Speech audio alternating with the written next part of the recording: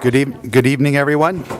Welcome. It is Thursday, April 16th, 2026. Time is now 6:30 p.m., and I call the Fraser Budget Workshop meeting to order. Please rise for the Pledge of Allegiance. I pledge allegiance to the flag of the United States of America and to the republic for which it stands, one nation, under God, indivisible, with liberty and justice for all. All right, Mr. Gischlag, please call the roll. It has turned me on, okay. Councilmember Baranski is absent. Councilmember Fletcher. Present. Councilmember Higgins. Present. Mayor Lesich. Present. Mayor Pro Tem Odell. Present. Councilmember Perry. Here. Councilmember Shornack. Present.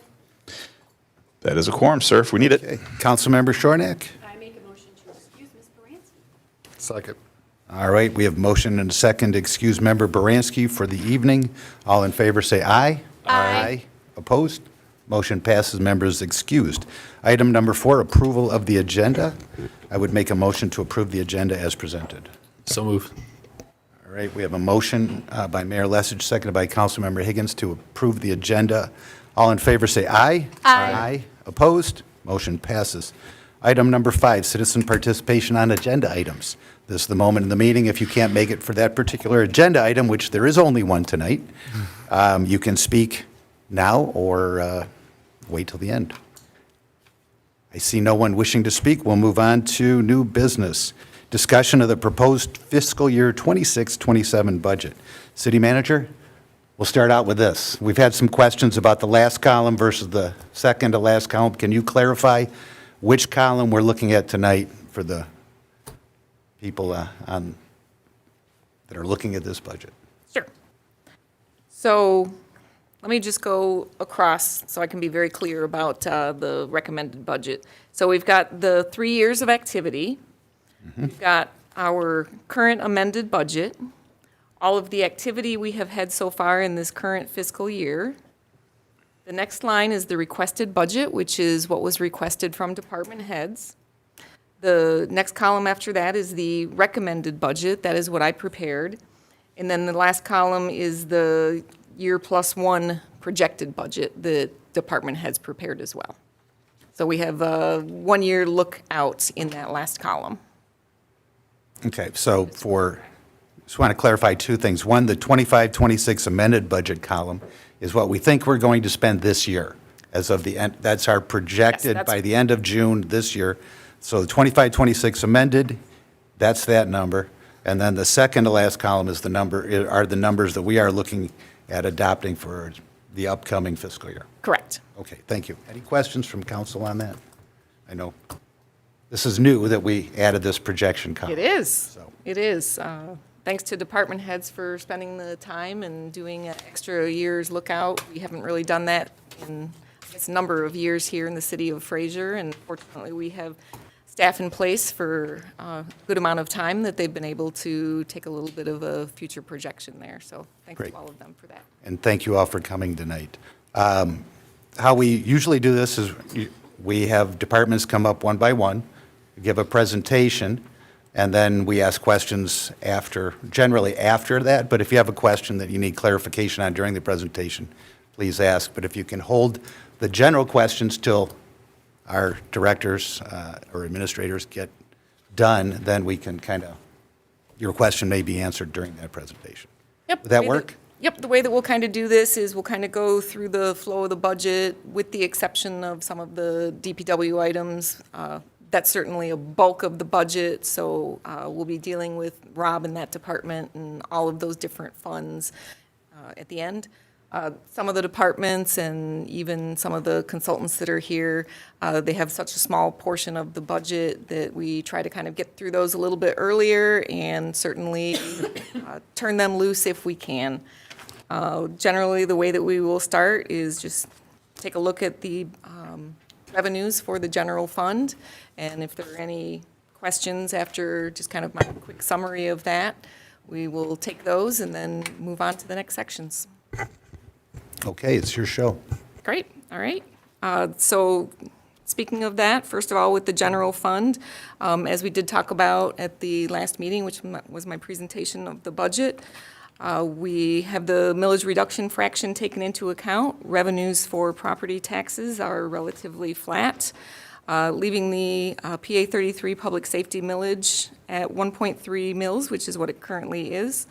We're only including the first of two payments for local community stabilization fund. That is kind of the one that's guaranteed, and the other one you never quite know. So if we do get that extra funding, it's a positive thing for the general fund. Just one other thing that I want to talk about, under other revenue, we have $50,000 for a sidewalk repair program. We have had a number of trip and falls, and we have been pushing towards doing a sidewalk program in the city. I think there had been one quite a number of years ago, and another type of thing where once you have staff in place and everything has kind of been balanced out, we're just trying to eat away at all of the things from the past that have not been done and trying to pick this back up again. This is recommended by our liability insurance provider. Other than that, I don't really have anything else to say about the general fund revenue. If you have any particular questions about that, I'd be happy to answer those. And I did provide nice big copies of the budget, so if you want to take any notes or anything, these are yours to keep. Okay, we have got a couple of lights. Councilmember Fletcher.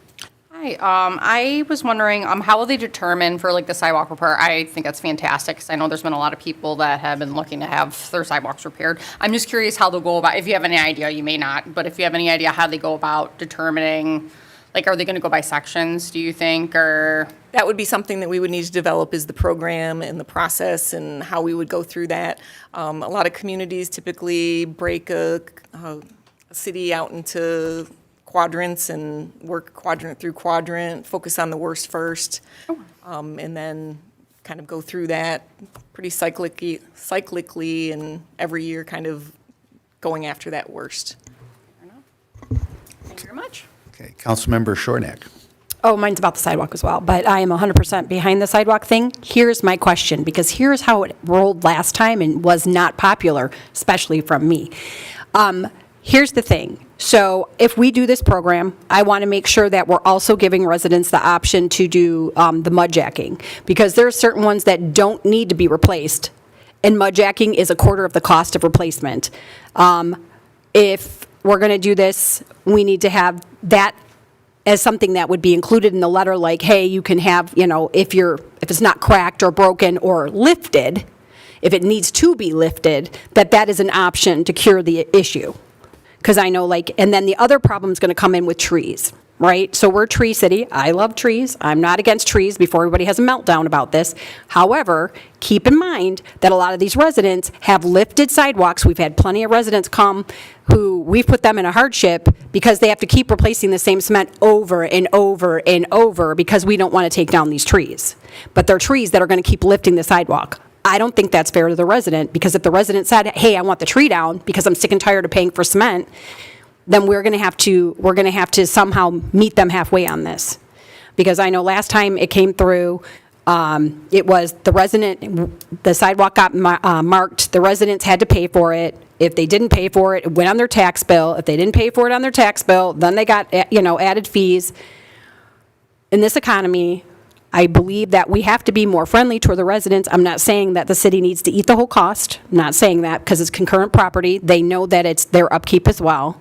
All I'm saying is we need to offer other methods of curing the situation than how we did this last time. So whoever's going to get put in charge of this, since everybody's here, I just want you to please keep that in your head, that there are other options than replacing cement sometimes, depending on what it is.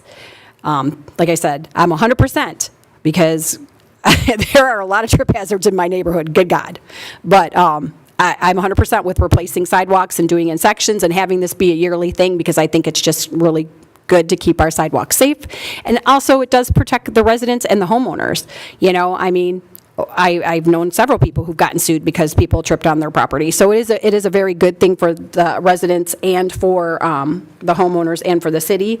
But like I said, I want it to be done intelligently, not haphazardly. Yep, and that would eventually be something that would be coming to council to approve the program. Okay. Thank you. I have a question on this is a revenue number? So so it's 50,000 for the sidewalk repair program. Where would that money come from?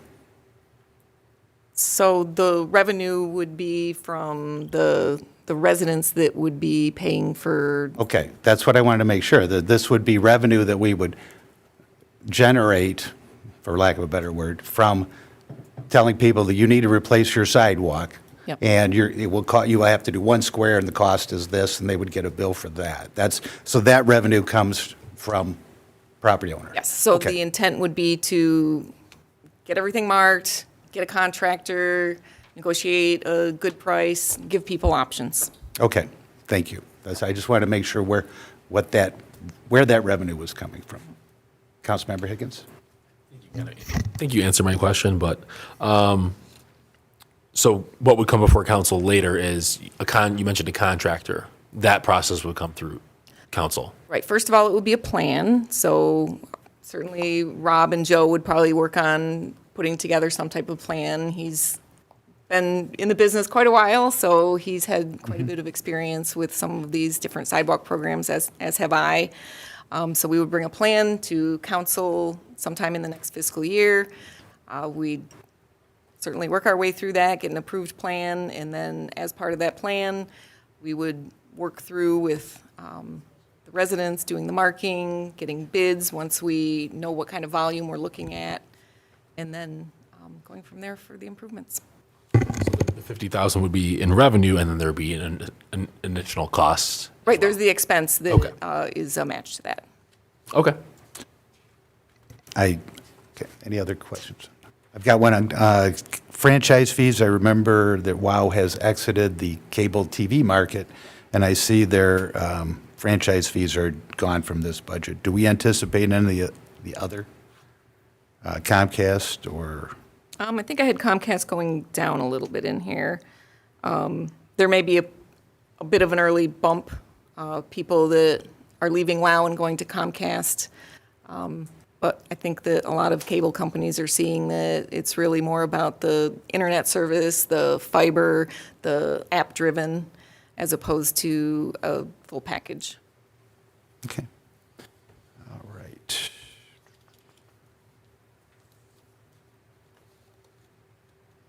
Does anyone have any questions on the revenue? If not, we can move on, but I don't want to rush anyone.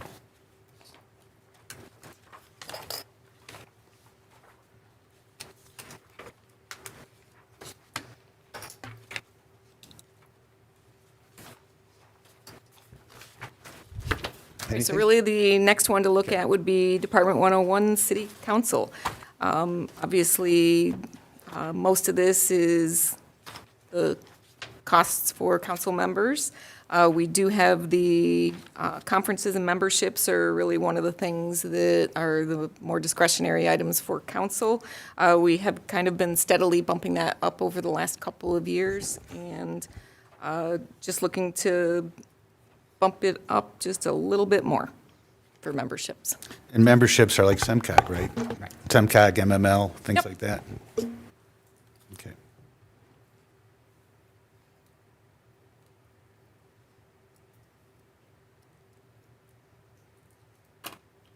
Any comments on city council? All right, go on. All right, next one is city manager. Not a lot of changes here. I think this is probably a good time to transition and talk about the non-union wage data booklet that has been handed out. We've got Jennifer here with HR, and I think she can maybe speak to this. Keep in mind that this is kind of department-wide, or I'm sorry, general fund-wide. So they are primarily department head positions. She has been approached by a number of department heads, and that was kind of what started this process of taking a really deep dive look into the wages and our budgeting for them. Okay. All right, welcome. Thank you. Good evening. Is that good? Last time, I think I wasn't close enough. You need to move the microphone in front of your face. Okay. It works better that way. Okay. It's not you, it's the microphone. Yes, of course. Yeah, so as you can see, I spent a lot of time collecting some wage data. I used resources, the MML wage data, which is a good resource. However, when you pull MML wage data, you're pulling data, if provided, from cities all over the state, which are not necessarily comparable with the City of Fraser. However, I was provided the wage survey that was conducted by MGT on behalf of the City of Ferndale, which if you look, that particular wage study was done of all the surrounding communities in the Tri-County area that appear to be of comparable size. Maybe budgets are a little different, but definitely more comparable to the City of Fraser. However, I did take that information as well as the MML wage data, as well as current postings that are out there for each position. So each tab, you will see an outline of the MML average compensation for that position, the average salary recommended in the wage study, as well as the current job listings, the average wage for those, overall average, the salary requested per the budget, and the current salary of that position. I would like to speak to, there's also a memo at the front where I outline how important it is to be competitive in our wages. We need market competitiveness. We need employee retention and recruitment. One thing I've noticed, yesterday I celebrated my 2 years here with the city, and in my 2 years, I can tell you that I have been digging back 5, 6, 7 years or more, dealing with significant issues from previous people in my role. And I know I'm not alone in that case. So with this turnover, as you come into your role, and I mean, I was a HR director at another municipality prior to coming here. Very familiar with the role. Should be a plug and play. But I'm digging myself out of a lot of mistakes that happened in the past, and I'm only part-time, so it's kind of hard to be able to manage all of that effectively, and it can be frustrating. Fortunately, I'm happy and not looking to go anywhere else as I live close and whatnot, but that's not the same for everybody. We all want to be paid what we're worth. We do have some internal inequity. 2 of our department heads, there are union employees that come in, walk in the door making more than them off the get, and they make significantly less than the other department heads. I think that needs to be addressed as well. They're less than half of some of our department heads. Now, mind you, that being said, I know not everybody's roles and responsibilities are equal, but they're in supervisory roles. That should not be the case. We have discussed the financial impact of this to the budget. The estimated total cost of the wages that are recommended in the budget is about $125,000. In speaking with Anjali, I was told that we can accommodate that through increasing the administration allocation, grant mechanisms, which was another suggestion to me about maybe looking for a grant writer to work for the city, and/or reconsider the PA 33 millage rate. That was another option. Another thing that was brought up by department heads is the benefit initiatives that are offered to all other employees except them. So I was given a listing of recommended benefit initiatives for you to review and consider. That's also behind my memo. I will state that I've spoken to other communities. Many of them offer these incentives, not all, but most. And pretty much we are, when it comes to healthcare and vacation time, we're probably on average. Healthcare, we're below average to the local communities with what we offer our employees. And that's all I can think of at the moment, but I'd be happy to answer any questions. I'll ask, I just want to let everyone know, I know this is a lot of information and you're just getting it tonight. There's no expectation of making any decisions or anything on this tonight. It is a lot of information that's been compiled over probably the last 3 weeks, maybe 4 weeks or so. I'd like to thank Jennifer for putting this together in her limited amount of time. It's been a challenge, and I actually had department heads kind of helping with this information as well. I think you mentioned the compensation package for retirement. That's as far as other communities? Right, Yes. kind of comparing where Yes. we are from that perspective. Yes. So I know generally you want to look at like the whole package. Had conversations about retirement packages here for non-union employees, which really is pretty much the baseline for all communities. The holidays, The holidays are close. We're still short a little bit, but other communities, I think, have 1 or 2 more holidays than we do. Union employees have, like, we're not off for MLK Day, but the union employees are, which seems a little counterproductive because Which one? MLK Day. Oh, okay. So some of the information that she mentioned in the packet would be for consideration for changing or making changes to our employee manual. So the employee manual is the overriding document that governs all employees unless they have a union contract that anything of a conflict would supersede. You mentioned healthcare. Correct. And did you say we're under what other communities offer? Because we have the state has 2 options, right? 80%, 80/20, or hard cap.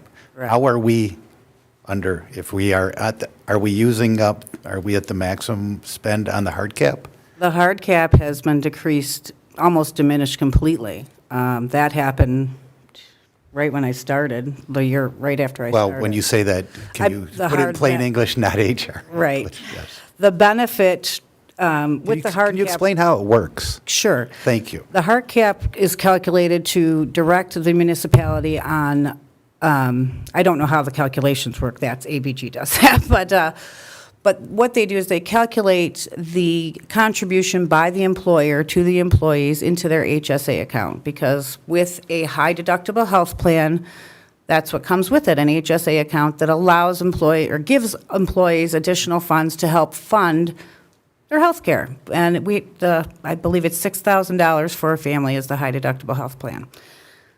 It used to be, when I first started, approximately $2,500 for a family, and now it's approximately $600 or $700. Okay. And that was because of at the state, there was a ruling made, and something was supposed to transpire to change that. It has not, and that's a couple years in the making. So, so essentially, it's a fairly high cost for them. They're only getting, depending on who they are, a couple $100 to help with that cost of healthcare. Whereas other communities, some offer fully funded, non-high deductible healthcare plans. They may pay a portion out of their paycheck, but it's.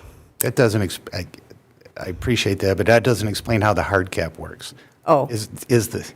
Because, yes, honestly, if you can explain that. Yeah, And, thank you. and I'm very rudimentary, is that the state mandated we could spend a certain amount of money. Yes. Per single or family or 2-person, whatever. Yeah. And so I assume, I don't know, that the state sets that amount, and that's what we can spend. Okay, good afternoon. Okay, I can thank try you. to explain as much I know. Thank you. So every year the state publish the amount, like, for example, I think for the single people per head, $7,000 per year is hard cap. For two-person family, person like 2%, then it's 15,000, I think, and for the family, 22,000, 23,000 something. This is the maximum we can spend if we are not going to 80-20 rule. So there are 2 options. Then 80-20 rule, then employee have to pay some part of the health care. Otherwise, we go to hard cap rule, which is kind of limit.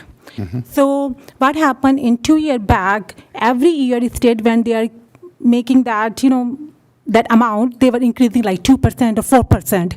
In 2024, they only increased 0.5% or 0.4%. So when Jennifer is talking about, we are talking about HSA amount. So every employee who was kind of enroll in the health plan, they were getting the starting for a in 2 year back, for example, for family 2,400, 2% 1,400 and 700. Then because we have to for the hard cap rule, because of the limitations, so we have to do one calculation with the advantage benefit. They do the calculation. I work with them, and the year end in the September, I kind of sign and submit that information to state. How many employees we have or how many kind of benefit they are taking, like 1%, 2%, like family or opt out. Right. So we have to do calculations. So we have 100 employees, depend 40, 20, 30 employees, what they are taking. 10 employees opt out, so we pay like $450 per month for the single different amount. So we do total benefit, what we can do for the health, for example, 120,000. I'm just making one example, or 500,000. Based on that, 10 employee is taking a family plan. So 10 employee multiply by 25,000, whatever the state limit is. So we do that calculation, and the 15 employees doing the only single plan, so we take the 15 employee multiply by 7,000, whatever the state. Then who are opt out, so all the calculation is done. So only thing for the healthcare, we can pay 200,000, for example, or 500,000. Then we have to see how much we are paying to the Blue Cross, how much for the health, anything we are paying for the our Administration costs? Yes. Okay. Administration cost and how much we are, all our health expenses, which is, I don't do the calculation, but Advantage give me that Excel sheet. After that, for example, we can only spend 400,000, our expenses 50,000, so we have only 50,000 left, which we can give toward the HSA amount. So if we are spending more, our bottom line is less, so we are paying less to the HSA. I think makes sense. Because I've heard it before. Yes, and I'm going to try to paraphrase it from what I understood before.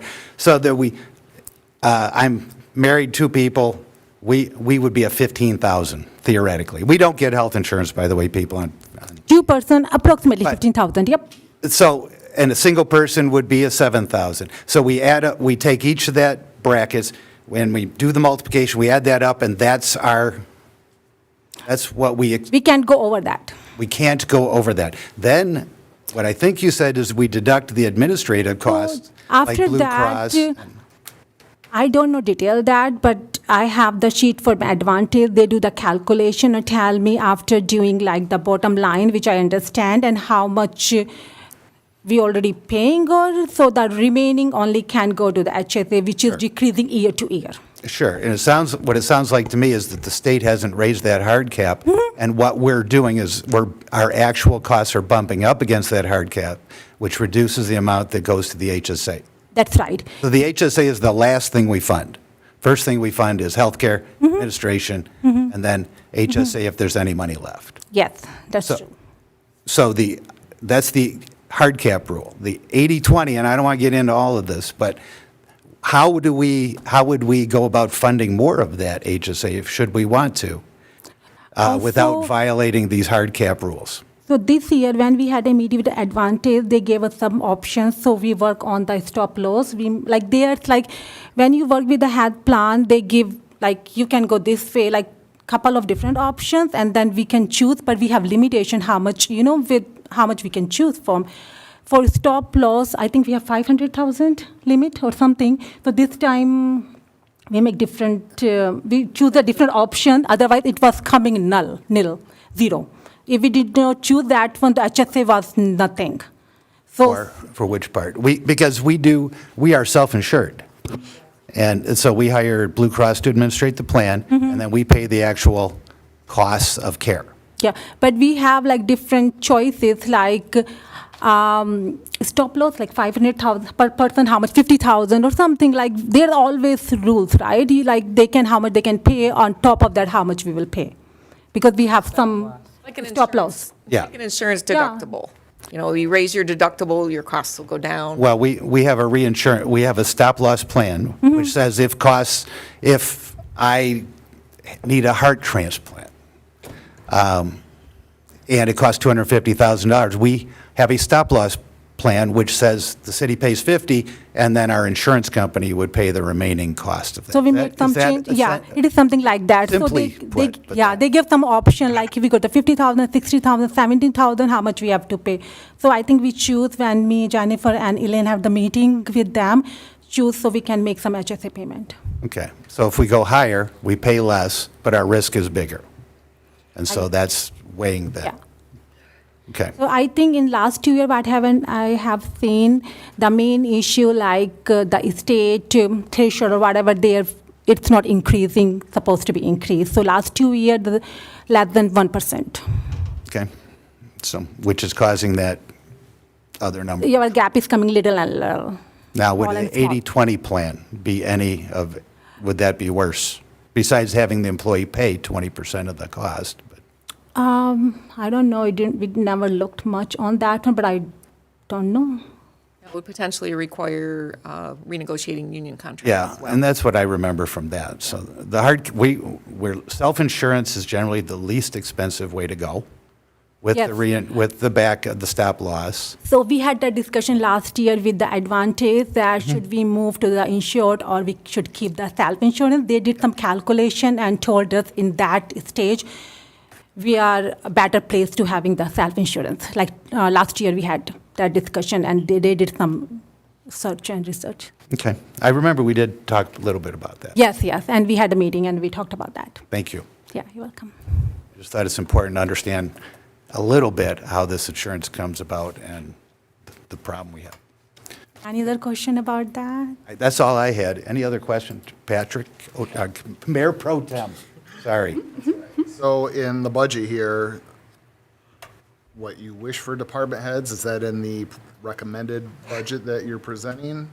As what, Yes, so what is on the spreadsheet that I had previously provided you should be consistent with what is in the non-union wage data packet. I believe I also did email to you all the full MML data as well.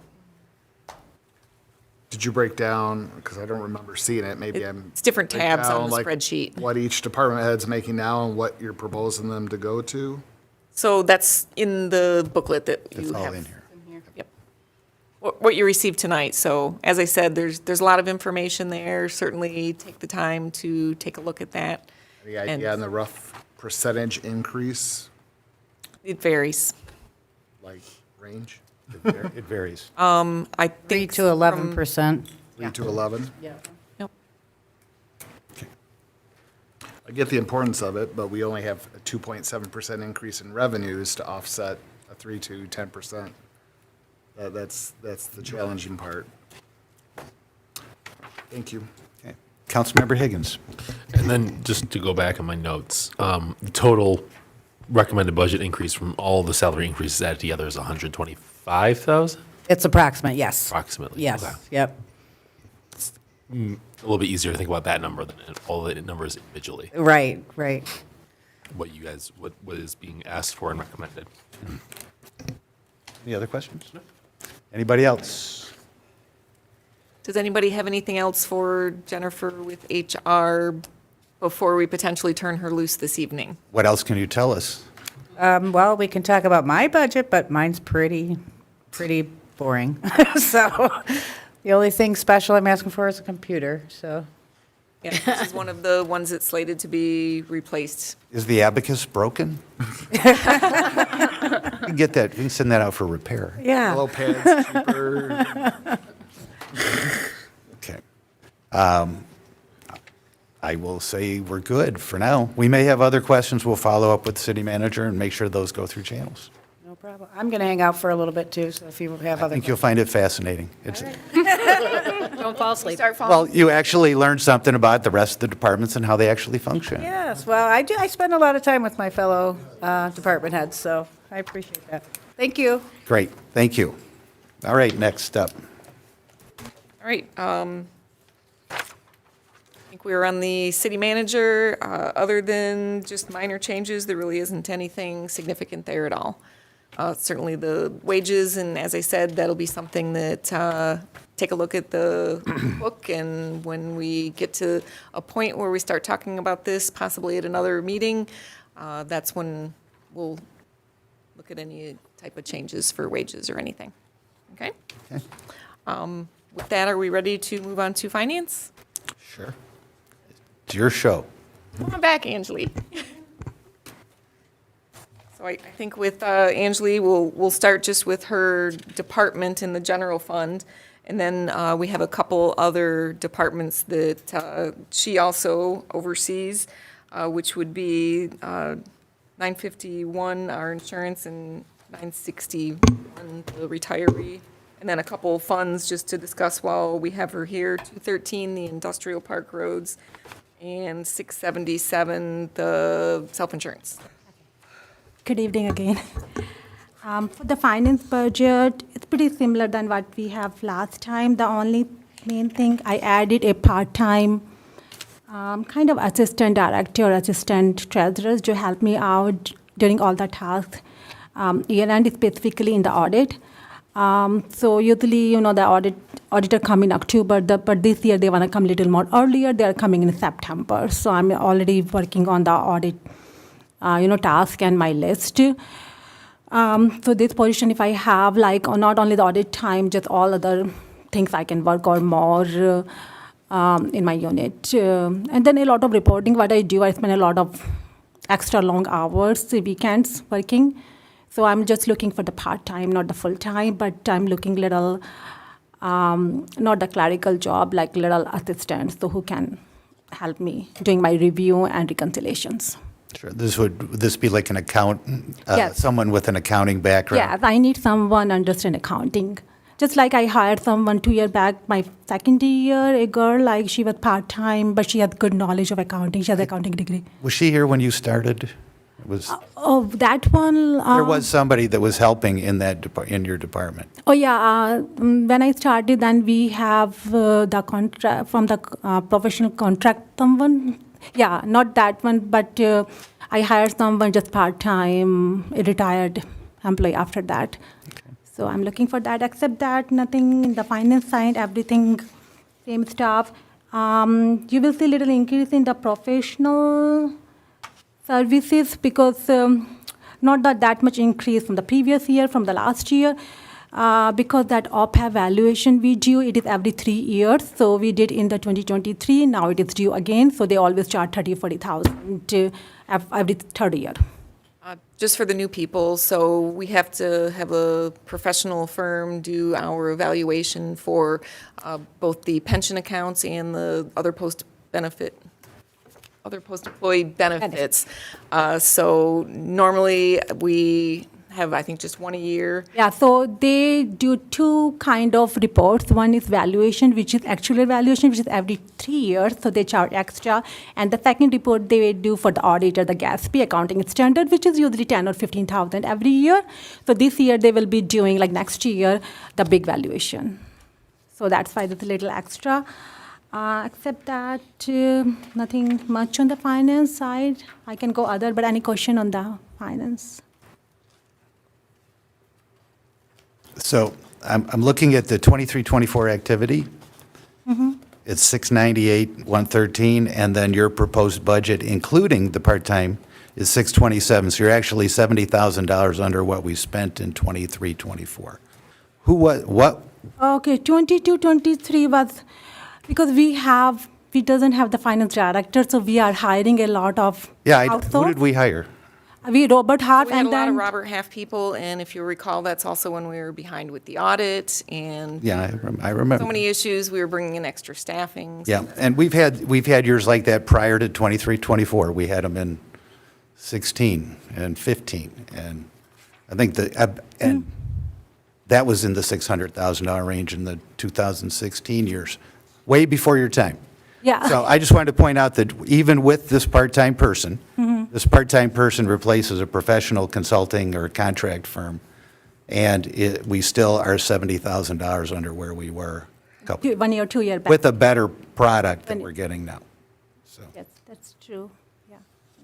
So that was, we've always had that desire to have an accounting, kind of somebody, what's the word, deputy? Not a, Yes. not the actual term, but Yeah, have somebody deputy, working treasurer. for you that can take some of that basic everyday accounting role off, and then your people can, Yeah, I have a really good staff, but there's a lot of tasks. I cannot designate anyone because, like, just like that, I need someone like have more accounting knowledge background. They're really good. I have really very good staff working with me. I think one thing to mention, this might be a good time, and maybe you can go into a little bit more detail about this, is through the years, it seems like we are required to do more and more reporting.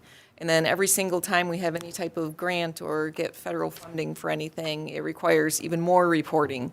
And the amount of time and research that all of this takes is just astronomical. And that's part of the problem, is that the requirements now from the state and federal government are just out of control. And we're doing so much work to sometimes chase after so little money that we need to be a little bit mindful when we're talking about wanting to get grants, because even if you're getting a $10,000 grant, you might spend $5,000 worth of time to just oversee it. I don't know if maybe you can speak a little bit more on just in the time that you've been here, how much worse things have gotten. And I certainly know that Rob in DPW can probably give you a lot of information on how things have changed probably from when he first started in Oak Park. Yeah, definitely. Like, since I started, when I started, like, I was learning and, like, there are a lot of stuff, but now I am kind of very comfortable in my place. But, like, a lot of, like, some funding, we work on that, but I have to do monthly report for that. There are a lot of quarterly reports coming. OPID money we are getting, so we have to report on that one.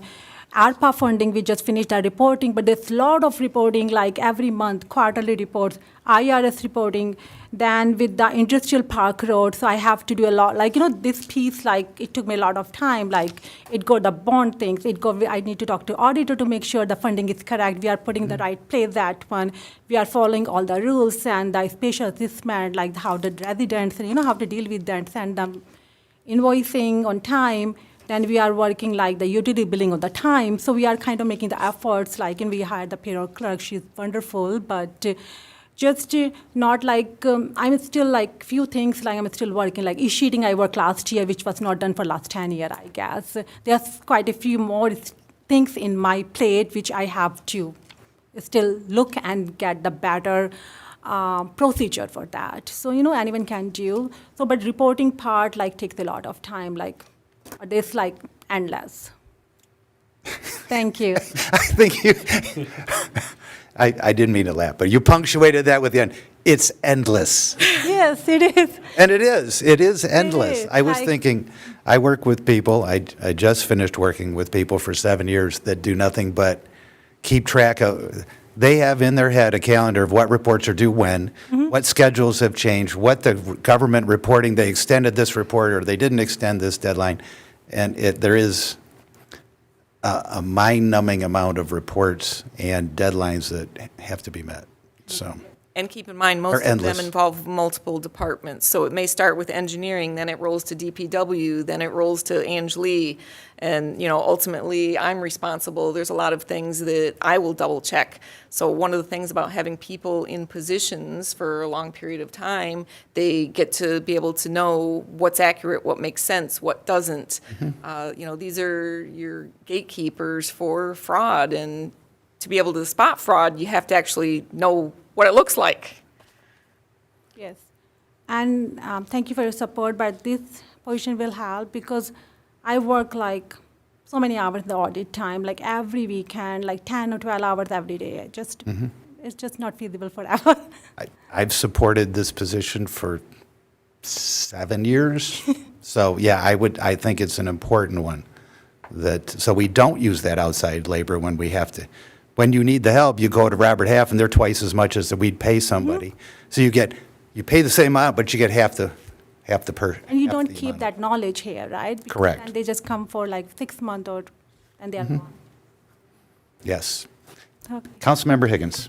Where's the part-time person on this? It's I'm on on- page 4, right?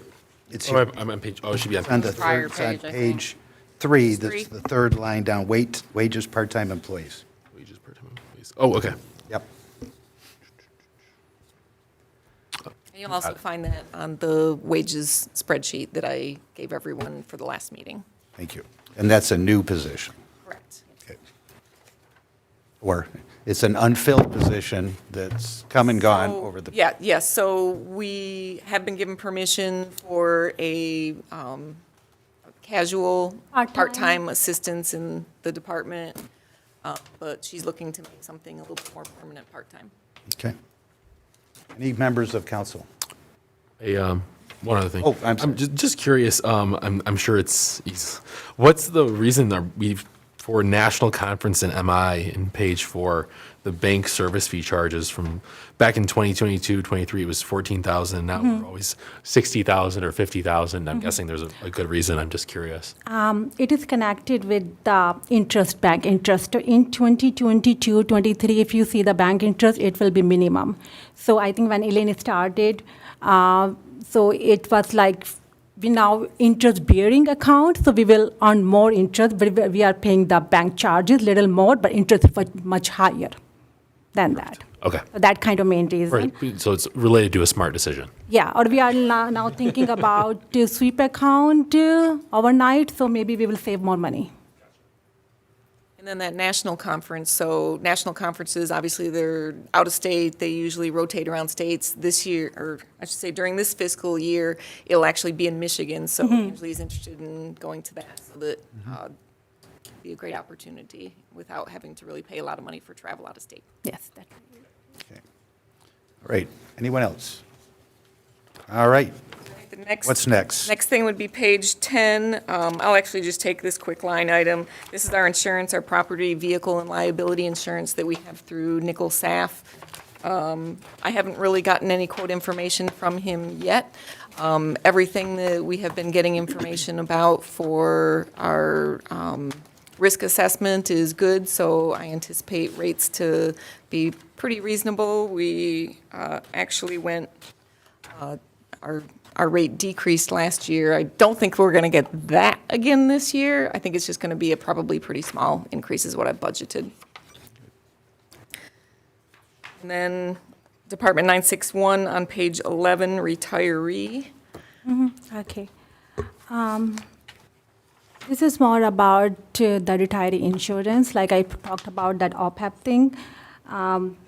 Main in this one, like Mr. Mayor know that we are paying $207,000 every year for because we are underfunded. And we have only, I think, if you see the audit report, 11% or 10% of our, whatever we have to pay, our liability. As per state direction or regulation, we pay $207,000 every year. So I included that one. I did not put anything extra. This year we did year back, not this fiscal year. Last year we put the 1.25 million extra here, but I'm not putting anything this year. Just go with, and let's see how we end up with the whole budget. And that time we can make that decision, maybe put some money extra. But right now that the rates, whatever I'm getting from them, pretty similar. So I did not make much change on their, however we are making the monthly payment for the OPEB side. The most, I got the rate from the next year, 26-27, so I make the calculation based on that. They change every year, depend like how their valuation is going. And next year, like year 1+ year, I just make based on average. So nothing, I see anything different here. We do always for the, you can see some transfer out, that's we do for the different kind of fund when we go on the second pages. But the main thing here, the OPEB contribution. Okay. So this budget is similar to last year and only pays premiums for current retirees. There's nothing put aside for future retirees. Just, minimum 207, that's it. Okay, I just want to say that out loud. Required payment, Is what? not beyond our required payment. Yeah, not beyond the required payment. Required, Yeah, the other one's called a required contribution, but it's not, but the state does not require us to do that by law. So there's the amount that Gabriel Roeder recommends, and they call it the ARC, is is what, $3.5–4 million? Oh, yeah, this is not, I understand that. I just want to point out to folks that what we should be putting aside is far more than we pay the premiums because that's what the state of Michigan requires. And so we never put anything aside in the city until about, I think, 7 years ago, Councilmember Shornack, when in 2017 or 18 it was. And now we pay $207,000 a year. And because of that, we are now at 11%. When we started, it was 0. So yeah, that's, we have, and that's an unfunded liability. So when we say we're 11% funded, if we have $3 million, that means there's $27 million we still will be paying in the future for these retiree health care benefits. Yeah. So this number, the 1.5 million, will continue over time to just continue to grow Little by little. as costs rise and people retire. Would that be? Okay. yep. You're right, like if we go as per the valuation report, they will tell you have to put the 3 million every year, 4 million, whatever amount to get that fully funded one day. We are not doing that one. We just did year before the little part of that, but whatever is here is just mandatory kind of stuff. Yes, we are not doing the extra, No. it's not extra funding. We are not doing Recommended the, by the actual valuation. Not going by the To alleviate. we're not going by the plan that we pay for. But they tell us, all right, thank you. professional plan. Plan is, So the actuary is. the plan telling is us another that- $2.5 million a year. Yeah. Yeah, we're going by the state-required corrective action. Yes, right. So Which is the every- minimum. Yeah. Yeah. And it will go for next 10, 20 years, like whatever. I Long. think it was 20. 20, I think so. I think it was Which 20. is another report we have to do. Yes. Yeah, that is another report. I remember that. And, all right. Yes, Councilmember Higgins. So with the state, corrective action plan for OPEB, it's 20 years, and then it's funded? You're funny. I was being hopeful. well, I was aware of this. Did you win the lottery? Said 20 years. Someone said Did you win the 20 years. lottery I was and you're like, what's endowed? 20 years? Yeah, So my- what's I think 20 that gets us to a reassessment by the state. Okay. That was my question. I was like, My- what's 20 years? That would be good news. I guess that in 20 years, that will pay for about 1 year's worth of benefits. So I can't remember if it was last year or the year before, we were considered underfunded in our pension. So underfunded is if you're, by the state standard, under 60%. So we were underfunded, I think we were around 55 or so. We got $3 or $4 million from the state to get us above the 60%. Now we're back down to like 59. So just to kind of give you some perspective on that and the numbers and how easy it is to just cross the line. Yeah, and it is all depend like how the valuation and market value is going, because I talked to MERS about that 59%, because if you see the report, if anyone looked at MERS valuation report, one place it will say 60%, one place it will say 59%. So I would just want to clear that thing. So it is, they say, yeah, we are 60%, but the market value, they are doing the calculation, then it's 59%. So there's different way they do the calculation. We haven't paid in enough yet to be fully funded. And Yeah. What's our total unfunded liability right now with OPEB and pension? About 6 million? No, it is It's more than 20 that. 20 It was in the presentation last I week's meeting. don't recall exactly. I think it actually, the OPEB valuation went down, or OPEB unfunded liability because of the last study went down a bit, so that was I helpful. think MERS plus OPEB, we have around 30 million, including both. But I can recheck that. It will We be- can look it up. It's a it's a lot of money. Millions, 20, 30 millions, both of them, pension plus retiree. So all of this is based on actuaries crunching the numbers, looking at the ages, the health, the expectant, or the life expectancy of the people that are still in the plan, people that are coming in the plan, any potential health issues. So this is all what they all figure out as statistician actuaries and figure out, okay, these people are all going to live to be this age, and this is what their cost is going to be to the health insurance for the plan, and here's the number that you need to pay for everything. So Okay. kind of a little summary of how that works. So again, if anybody wins the lottery and wants to endow the city, That'd be perfect. It won't be enough. I don't know if you win $1 billion. Maybe. Okay. All right, any other questions on this? Okay, Let's take a look at Fund 213, the Industrial Park Roads on page 20. Certainly is a very odd fund that, as I mentioned last week at the meeting, throws off the numbers considerably. It's a 2 to 3 year blip in our fund totals that makes it a little bit difficult to really understand and get a good picture sometimes of what the bottom line is. But if maybe you can just kind of address some of the things that are changing this year for the fund.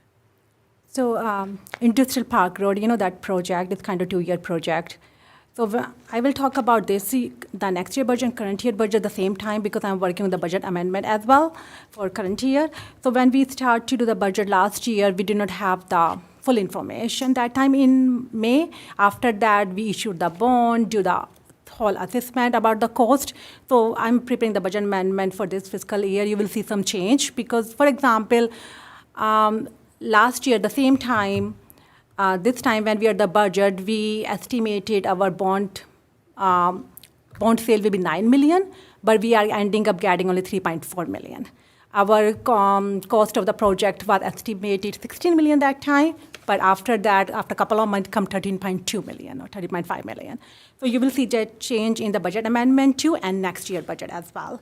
So just like everyone know that funding is coming from the different sources. For the Industrial Park Road, we have the spatial assessment tax, which is kind for next 15 years. So we have the calculation for that. So I did based on, it is, we have the installment every year, but anyone can come and pay any time, like full amount pay off, 2 installment, 3 installment. So it's just based on whatever installment amount. I just put something change, we will do the budget amendment. So this is the funding coming. Then the second one, the bond proceed.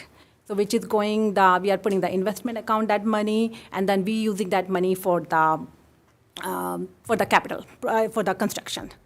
So you will see that one. So I had the information from the Rob on that one, our DPW director, and based on the information I get, I put how much you will spend this year or next year. The plan is the project will be complete in the next fiscal year, which is coming. So you can see the capital project here. The other funding source is from the state funding. So initially it was 4 million, so we already received the 2 million state funding, and as soon we spend more money, we are going to apply for the next 2 million. So it could come this year or next year, so I'm still waiting, getting all the information. If it's not in this year, I put in the next year budget. Otherwise, we will know. I think it will be next year because we already in April now. So that's the. when you say next year, that would be I mean this 27 or 26, 27.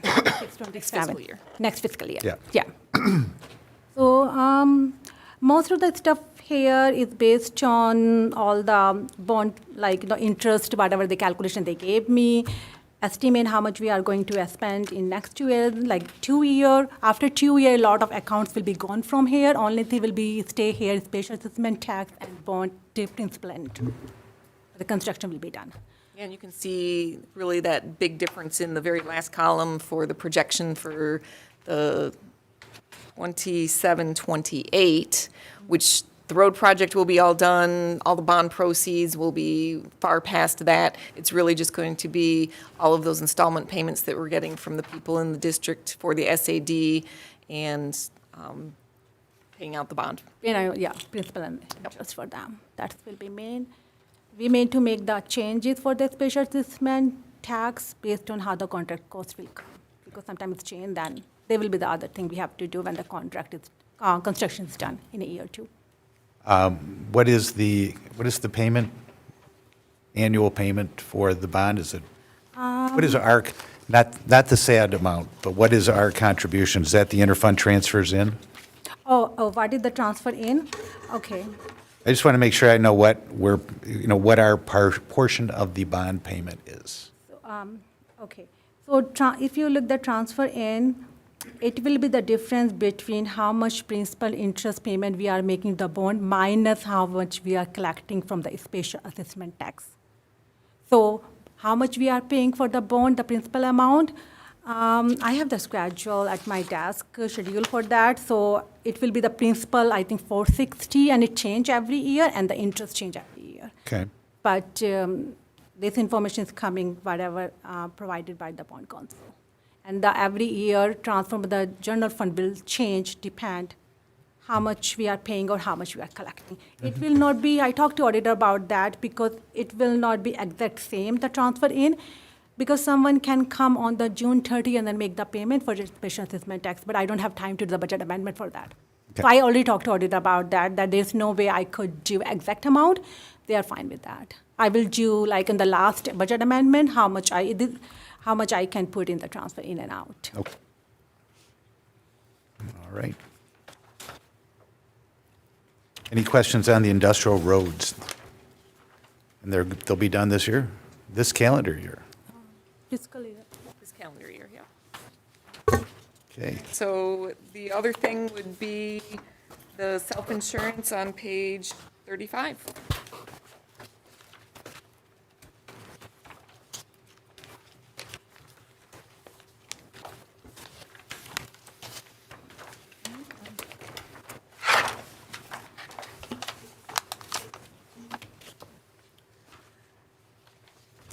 So the self-insurance is like, Mr. Mayor told us, we are self-insurance, so how much we pay for our health cost.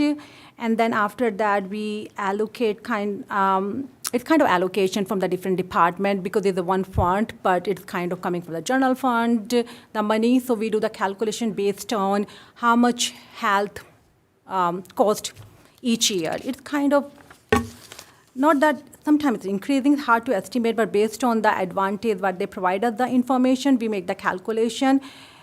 This account usually zero, you can see here the net revenue expenditure, there's nothing here, so we try to be plus and minus, just like how much expenses we are doing in that one, or how much we get the same money back from the allocating from the different funds.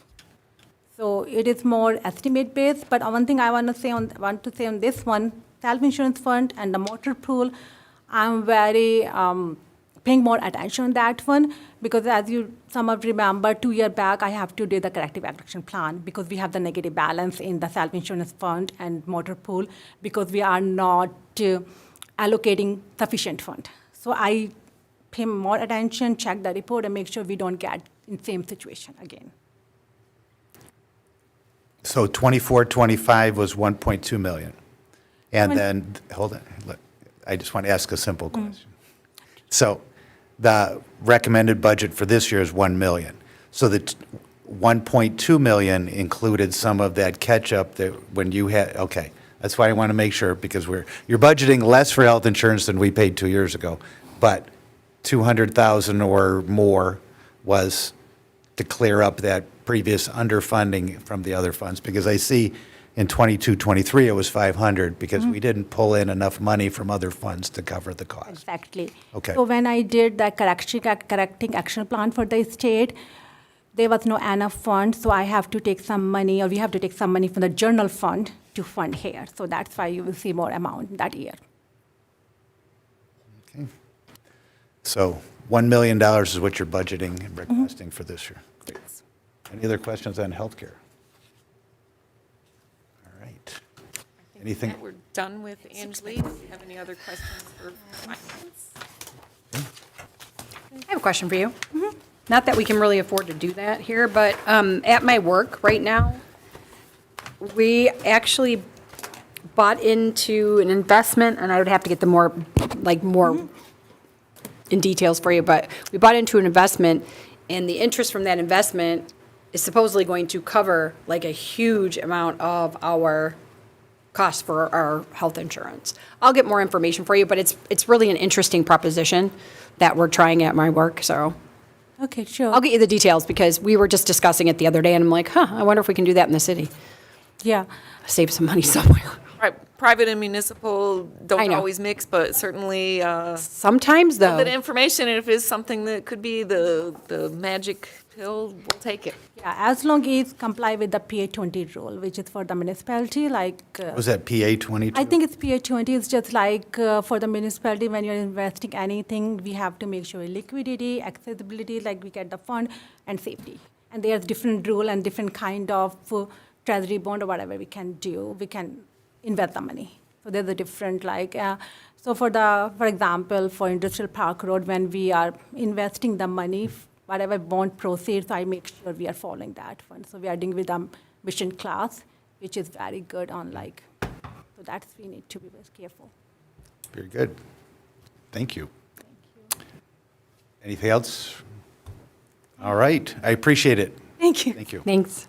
All right, we will unfortunately go back to page 4.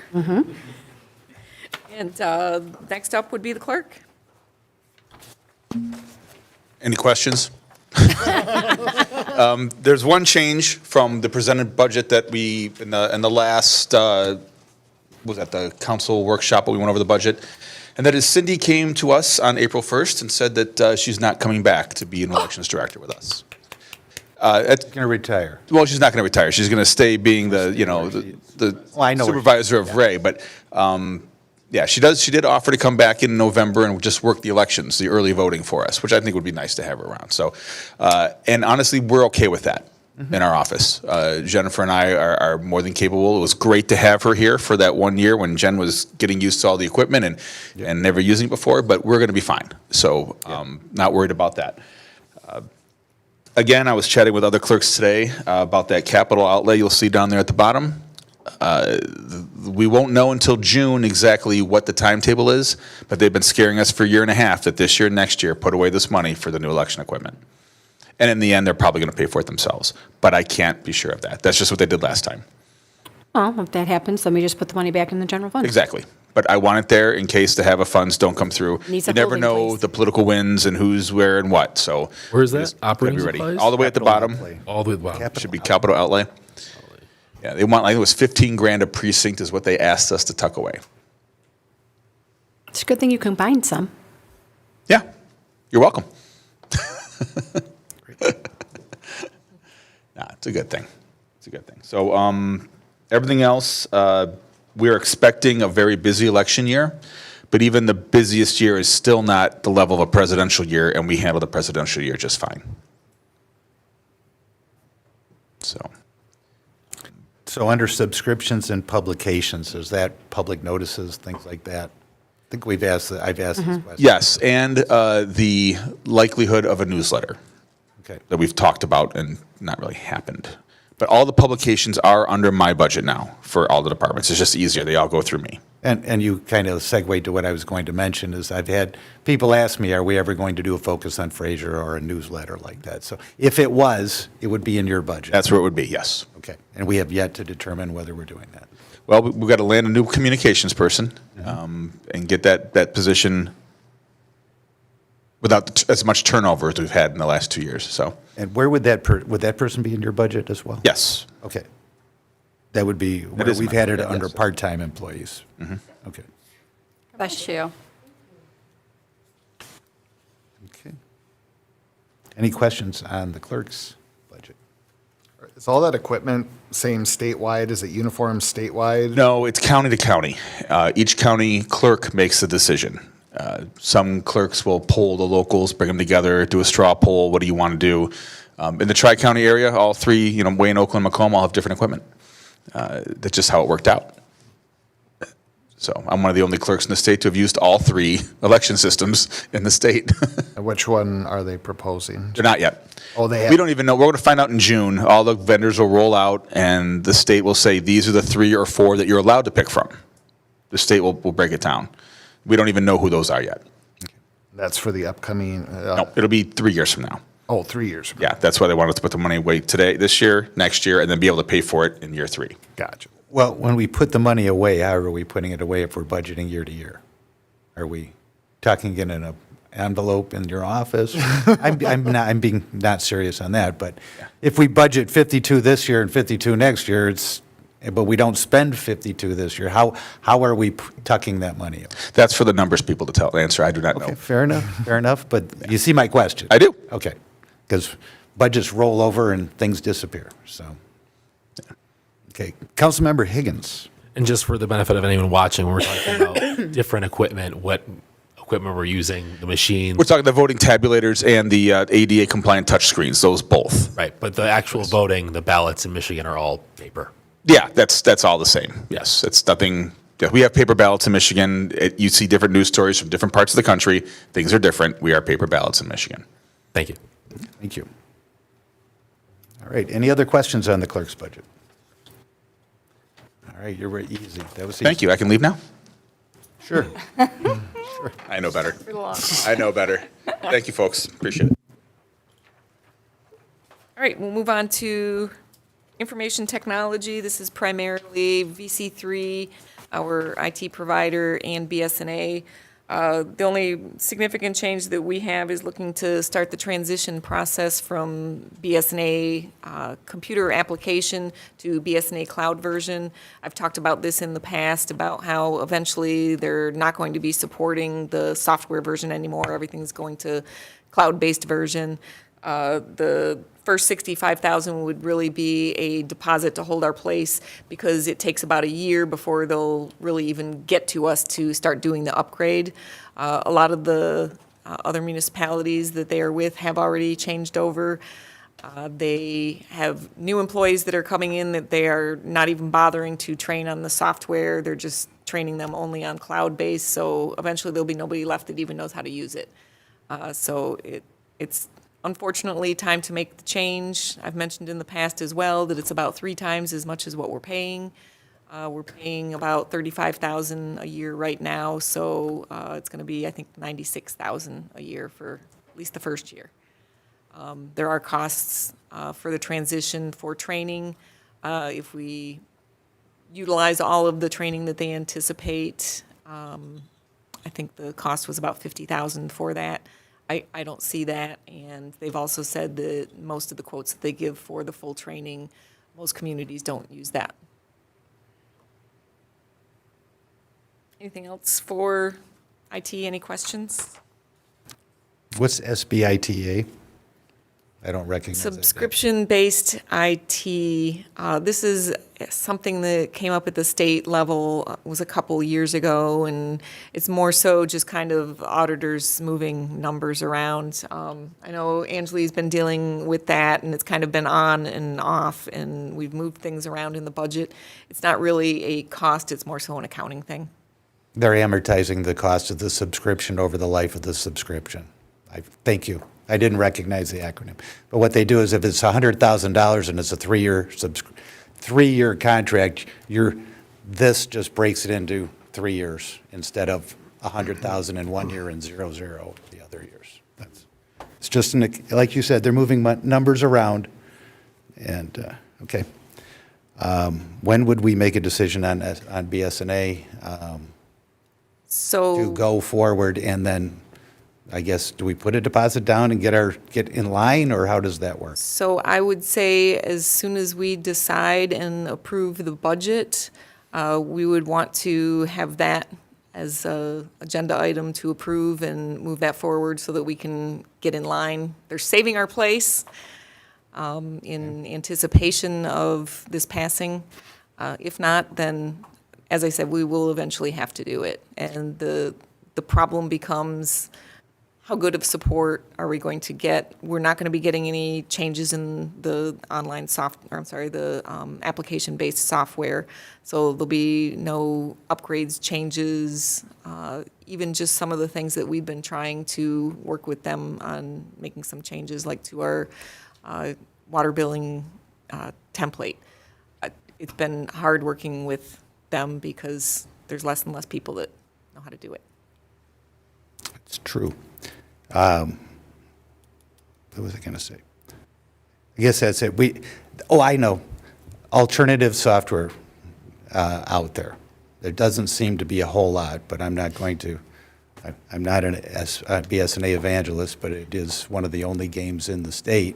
Yeah, There's over 700 municipal clients using it out of in the state. The majority of the communities in the state, and now even growing neighboring states as well, they're kind of taking over the world, and they know it. But you get into the problem if you have anything other than BSNA and you have any type of turnover, it's going to be challenging training someone to learn something other than BSNA. Okay. Thank you. Any questions about the IT? And I do. yes, go ahead. Why is the professional contractual services, why has that skyrocketed? That would be because of that down payment for BSNA Cloud. Which one are you looking at? No, 257? Well, it's 250,000, and then you have a projected of 400,000. Where are you looking? I don't- Page You're 4. talking about for the next fiscal year. So, Well, it's 2022, 2023, it was at 152,000, then it went to 109, then 118, and then it shot up to 200. Are you guys not seeing this on the sheet? Oh, I was looking Yeah, at, it's I right was above looking that. at, 170, cross 250, charge. 250, 400. I'm just wondering why is it, it's like tripled almost from a couple years ago. like I said, with That's the BSNA. BSNA? Well, I was looking at the bottom line for BSNA. I thought. That's a portion of it. So Okay. IT costs are skyrocketing above and beyond normal costs. Dealing with VC3, so one of the proposals that I got from VC3 is for some like cloud and spam and malware protection. So this is another plan that we're not paying for right now. It's another $12,000 a year, and if we don't take it, we have to sign off that we're not taking it. So there are all these things that are driving these costs up. It's all the bad actors out there that are making us have to pay more to protect our systems. So yeah, has been skyrocketing. So not only the bad actors and all the ransomware and everything going on in the world that has been driving up IT costs, but also this issue with BSNA going to the cloud. That is the primary reason for the 250 to 400 jump, because all the training costs and the rest of the acquisition costs the first year of services. So that's primarily why that projected 1+ year is so Okay. much more. I was then And why things have been increasing over the years. looking at a different line item. so we've had VC3 about 6 years now, 6, 7 years. Is there any thought to going out and putting out an RFP for an IT vendor to see if there's anyone else that could come in at a lower cost than? You know, I have been talking to other people about it. There are options. A lot of them are on the other side of the state, which is kind of a little bit of an issue with availability. Unfortunately, with all this ransomware and all of the different requirements and all the training that they provide, it's not something you can easily just go to your IT guy next door anymore. No, Yeah. I agree. It's managed service providers is what's out there. But there are managed service providers that are working with other municipalities that used to work with VC3. So it may be something we want to look at as a council, is going out and seeing if that, because we are in a state of transition here where we are going to be kind of moving away from server-based to a cloud-based. This could be the time that we look at it and say, are there other options? So I did talk to them about the cloud-based option for our server, and they actually recommended staying with the server through transition of BSNA cloud. And then once you do that transition to BSNA cloud, that would be a good opportunity to consider transition for server cloud. So that's something that they wouldn't even recommend probably for a couple of years. That would probably be a good segue time to look at other options. Okay. Keep it in mind. I think it's never a bad idea to take a look at something like this, especially after 7 years. And VC3 used to be IT Right, which was the brother of the guy that started BSNA. Correct. And then they were bought by private equity.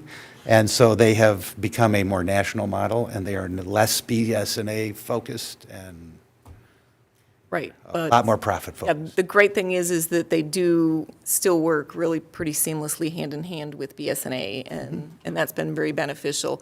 To go with another company, maybe that doesn't specialize in municipalities, they're not that familiar with BSNA. With being on the application, it makes things a little bit more challenging, but migrating to a cloud, I feel like it would open up the door to more options. Thank you. Any other questions, Councilmember? Nope. Okay. All right, I think now we can move on to assessing. We've got Debbie here. This is probably one of the easiest ones. Hi, I'm Debbie. I'm your city assessor. I'm from a company called Assessment Administration Services, for those of you that haven't met before. We have been providing your services for the assessing since 2000, I believe, 14, and I've been here since 2016, so it's been quite a while. Our budget is pretty stable every year. The only change that we have this year is we need 2 replacement computers, and that is shown under our operating supplies. So that's basically the only change. Our professional contractual services, that also includes legal representation for our tax representation. So that fluctuates a little bit depending on what appeals that we receive. So that's why one year it might be a little bit more that we spent than the other year. So, but other than that, our budget's pretty stable. You're asking for $3,000 more. That's a lot. Right. So Barely covers the computers. that covers computers. Okay. Yeah, we have a pretty tight budget, but it's, You're very stable Yeah. in terms of the costs and the services. yes. What year are we on of the contract? I think we might have one more year on our contract right now. Yes, I believe Anjali might know. I'm not really sure. I think we have one more year, Any or a comments? 3-year. You've worked with them. I have. How Great. did that work out for you? Debbie's always been great. I agree. The says the board review was always smooth, and we had no problems. Yeah. Yeah, when they say outsource services, some are good, some are bad. Yours has been consistently excellent. Yes. Thank Any you. question I've ever had has been easily answered, and I appreciate you. Yes. Yes, you're welcome. Yeah, Enjoy being I'm in favor of your $3,000. Okay. Yes, well, thank you. That one was easy. I can throw my support behind that. Yes, and another important thing I wanted to say, I was just looking at our taxable value has remained very stable. We have not lost significant amounts of money on the taxable value. And I can say that is because we do have really good legal representation here. So we may, have some legal bills, but it supports our taxable value, so we don't lose tax dollars. Okay. And I know this is off topic, but the state's looking at property taxes reform. You see that's actually happening? Just Yes. your opinion. Yeah, they always are. They always There's been a are. lot of proposals, but most of them don't go through, so. I had somebody describe it to me. I asked about it. I said, what do you think the chances are? And they said, well, they're going on vacation soon, so they have to have something to say before they leave. Right. And then they went on vacation. But there's no legislation out there just yet. So, thank you. Any other Okay. questions or comments? No. All right, you're all set. Okay, thank you. Thank you. All right, we are going to skip over to district court now. I'll just give a summary of that. Page? Page 6. So district court and funding their budget's a little bit different and unique. We get a budget from them, and they generally stay pretty tight within their budget. There are some changes that they have this year, primarily due to changes in the system that they're going to be using at the courts. A lot of this, we don't really have a lot of latitude on making changes because the courts have federal and state law, or, well, mostly state laws for the district court that they have to follow. The judges make a lot of decisions. For example, the union contract, we help negotiate the contract, but ultimately it is the judge's decision and the judge that signs the union contract, and we are just required to pay whatever they agree to. So just want to let everyone know about that. And as I said, there are some transitionings, and these are things that are required by the state. So that's what's driving any of their changes in costs. Okay. If you have any questions, I'll be. Yes, we have one light, Mayor Pro Tem. So overtime has been very low consistently, but this year it's jumping up to $25,000. What? Yep, it's because of all of those required changes for their software system. So just employees working on updating their, Right, so they have to have training, they have to purchase the software. It's kind of the same type thing we were talking about with IT, is the software is expensive and they have to have things that are secure. So that's pretty much the biggest driver of their change in their budget.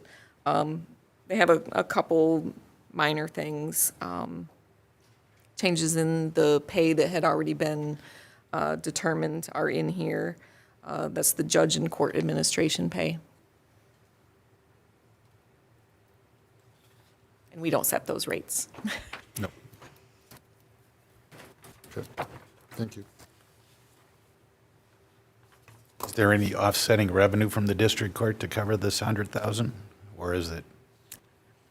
Little bit. I didn't look. No, nothing in particular, though. Nothing that covers $100,000. Okay. Just the general fees that they collect. And that's always, it's always subject to the. I'll pay it for the good of the order. Yeah. Yeah, subject to the judge's decisions and subject to like, how much we produce from a. So it's more or less an unfunded additional $100,000 to the budget. Okay. Guess that's what it is. All right, any questions on the district court budget? I see none, so keep going. All right, so next up would be Department 301 Public Safety. And then along with that, there are a couple other funds that we'll look at as well. And I believe Sam has a presentation. Oh, we've got that up already.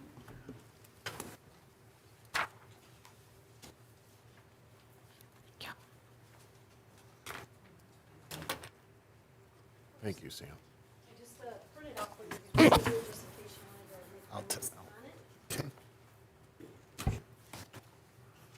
Thank you.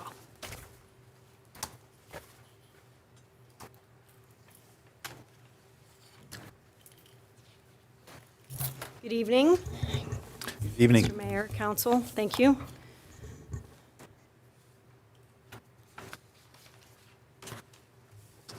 So in the packet before you, you can go to the next slide, Ed.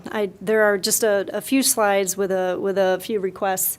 And it's going to be limited to just this. So vehicles, personnel, accreditation, department upgrades, and communications. And most of these things have been discussed quite a bit previous to tonight. Some things are just a recap. Some things are a reminder. And so I'll try to answer any questions that you may have regarding that. Excuse me. So the next slide, vehicles. On my capital improvement plan that I had given to the council a couple of years ago, it lists our entire fleet that's on there. And so typically, we're replacing patrol cars, and we try to have them on a particular schedule so that, we're not bombarded with a bunch of cars all at once. The council allowed us to purchase a new ambulance in this fiscal year, which is still on order. We're hoping to take possession of that by this summer and actually get that in. But there aren't a lot of big-ticket items that are on the request list for this year. So in the capital improvement plan, as part of the rotation for this year, I had scheduled to replace the 2 motorcycles that we have. We have 2 Harley-Davidson 2007 motorcycles. So it was my intent originally when I put this plan together to ask to replace those. Those motorcycles are 19 years old. They start to wear and tear, and just technology is different now. I'm not asking for 2, I'm just asking for 1. I think one is reasonable. We can keep the second one as a backup or use the second one in the event that we have two people out on a motorcycle at the same time. With the retirement of Officer Honowski, I don't know that we need two at this time until we're able to get people trained up to ride those motorcycles. So the training for motorcycle officers is very slim. It used to be through the Michigan State Police. They don't do it any longer. And we were able to find out that Oakland County is putting these classes on. Excuse me, the classes themselves are at no cost. It's just a matter of sending the people to training and then backfilling if it's going to cause overtime. There are a couple of officers that have expressed interest in joining the motorcycle unit.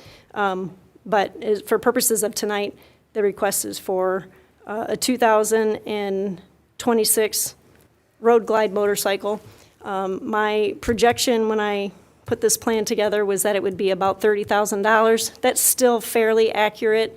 The quote that we got was between 30 and 32, so I just put the higher number on here. And then when it gets outfitted with graphics, the lights and the radio from Canfield, that's roughly another $4,000. So it is a little bit higher than what I projected originally.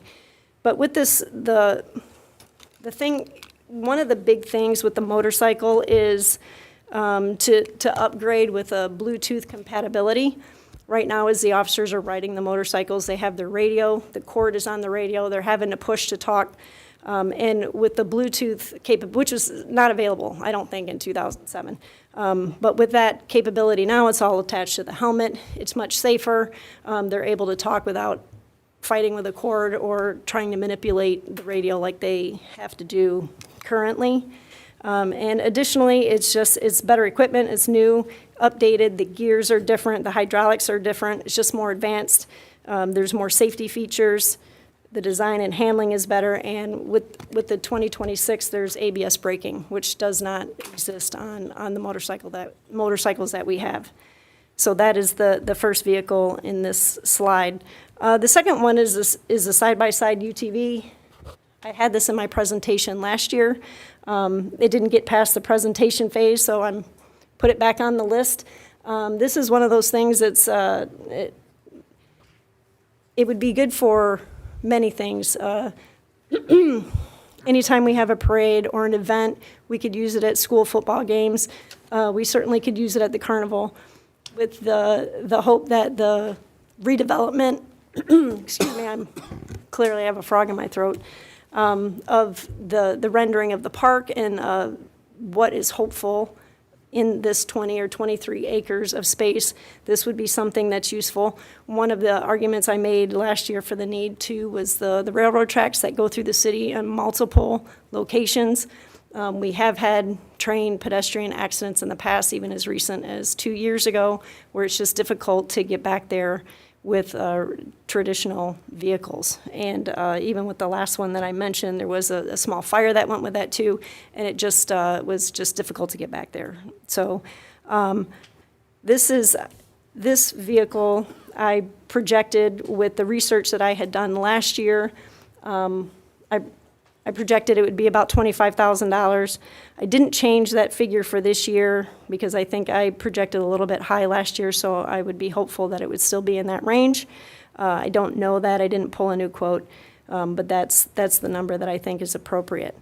And the last vehicle on here is an administrative vehicle. It's an unmarked car. We have 5 of those. And again, it was on the capital improvement plan for the rotation last year. It didn't make it past the budget session. So, and I at that time, I had put on there a specific vehicle, a particular pickup truck. The one we're looking to replace is a 2017. So it is quite an old car. It's got 171,000 miles on it. We're still using it. And at some point, we would like to replace that car. So I have put those 3 vehicles on this slide for vehicle purchases for this fiscal year.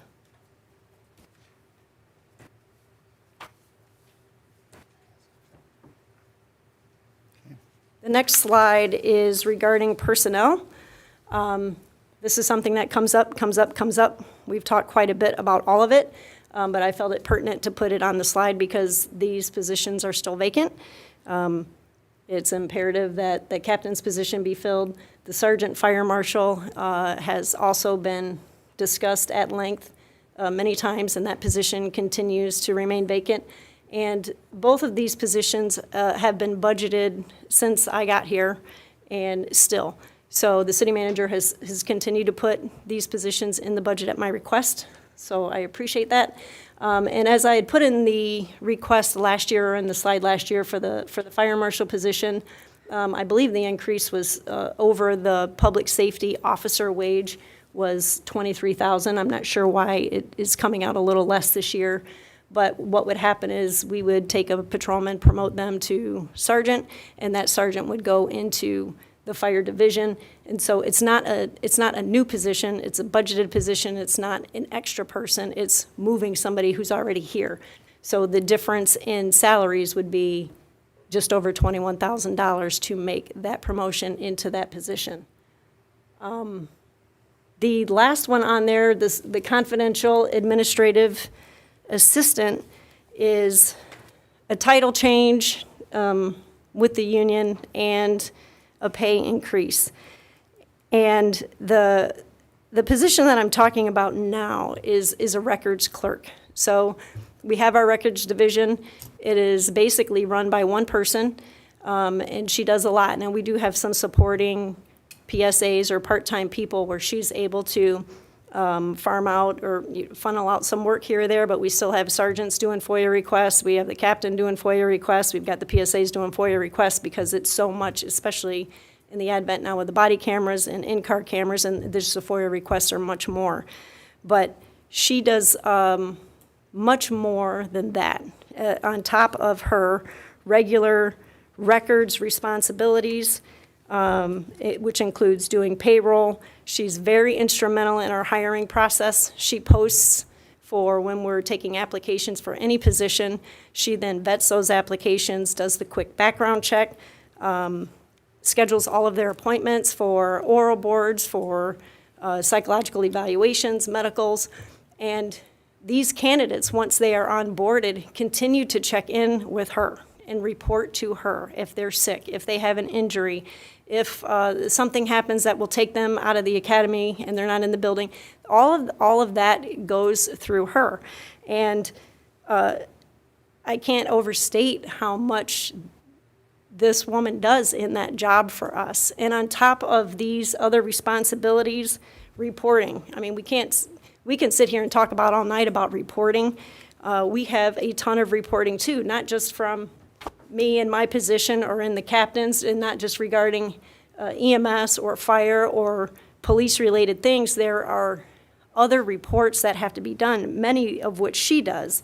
And she does gun permits. She waits on customers. She's in charge of all the databases, CLEMIS, our report writing system, LEAN, which is the Law Enforcement Information Network, all the testing that goes with that and pushing that out. Use of force database. She's got to go in there and record whatever our use of forces are for the state. And additionally, there are other responsibilities that she has taken on. Whenever we have any community event that is public safety related, she is the one coordinating those events. Our golf outing, which is very popular and well-attended every year. She is in charge of the blood drive, our open house, and she's the direct report for the crossing guards. So when I say this is a heavy position, it is. And currently, the classification is clerk. And we have several clerks over here in City Hall. She's the one full-time clerk that we have in the Public Safety Department. And because she is so close in the administrative side and dealing with candidates, payroll, time off, all of these things that involve everybody in the place, she is also part of a lot of conversations that most people aren't part of. And so part of that title change to confidential administrative assistant, I think, is appropriate because she is privy to conversations that others aren't able to hear. And she should be, on top of the responsibility that she's given, compensated for that. So this title change, she's also a union employee. So there are some steps that would have to, some hurdles that we would have to jump to get there, because it is a title change. It's not just about this particular person, although that's, what I'm striving for at the moment. She's due to retire in about 4 years. That position would then be open to the other clerks. They could bid for that. And so that really is another step, a potential increase for the other clerks that work here if they chose to take on added responsibility. So there would, I believe they've had some conversation maybe with their union. They would be receptive, I believe, to a letter of understanding to having this title change if we were to get past the budget meeting here today. Now, the salary that I've got up there, she currently makes just over $25 an hour. I didn't just pull that $30 an hour adjustment out of the air. I did do some research, and of the few agencies that I spoke to who have someone with the level of responsibility, and actually I don't even think as much, quite frankly, as our DPS clerk does. They make $32 an hour, $31 an hour, these full-time people. And of those that make less, one makes $29 an hour, there are two that make $27.50. But in those agencies that are less than $30 an hour, there's two people doing it. This person makes $27.50 as a records clerk, this one makes $27.50 as the FOIA clerk, and they work in the same place. And so I have this one person doing all this, as has been talked about in this meeting so far today, that there are many of us that are doing multiple roles. And so I out of everything that you'll see here today, and it's not a whole lot, but this slide is critical. And I believe well-deserved as far as the clerk position goes in changing that title, as I've requested. Question on this one. Would we be backfilling the sergeant fire marshal? The PSO that we would promote, would he backfill that PSO? We're not looking to, and we have, as far as sworn personnel, Yeah. me down is 30. We're not looking to change that Okay. number. It would be a shift. All right, thank you. Did you have a question? Okay. So the third slide, again, this isn't anything that's new, although we do have some council members who haven't been here as long. And I did touch on this when we had our previous workshop, and this is the accreditation slide. So this actually was approved through the council board last year. I was not able to capitalize on that opportunity just because of, well, there's a lot of reasons, but staffing levels are huge. And without shoring up that fire division, this won't happen again this year. But I'm optimistic. So I'm asking again, this is one thing that I really, really want to accomplish here. The accreditation is something that's up and coming, and it's just a matter of time before it is going to be federally mandated, I'm sure, or at least through the state. But it's just like you want your kids to go to accredited schools, and you would like to go to accredited hospitals. You don't want to just go to any hospital. You want that stamp of professionalism on these very important institutions. And I will argue that the public safety role is huge. It's more and more expected that agencies will be accredited. This accreditation ensures that police agencies meet professional standards, improve accountability, build trust, operational efficiency, transparency. It's a third-party review of policies and practices. And it's the best practices that are standardized, and because they've been vetted through attorneys and other agencies, it's just more up-to-date and uniform operations. So with that, there are companies that will assist with the accreditation process, such as the Rosso Group. And they charge it to get this going. We still need our own staff to do it, but they help with the heavy lift and at least getting it going. And it's up to a 2-year process to hire them. So the fee, and it has not gone up in several years, is $40,000. They're willing to split that into 2, so $20,000 this year, $20,000 next year, or whenever it is you start the process. So they work with you in that regard. And then with the accreditation fees through the Michigan Association of Chiefs of Police, who is governing it, there's their fees, right? The state's going to get their fees. So, and actually, that's not the state, that's an organization. But because they're managing it and pushing a lot of these things out, they still have their fees as they're on the slide.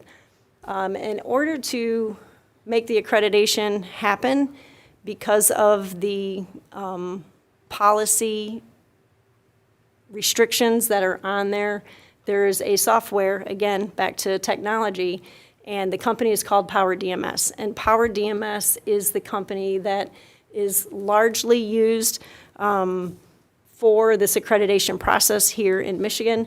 There are many, many agencies that have it. I would guess that close to 100% of agencies that are accredited, and there's probably close to 200 of those, use Power DMS.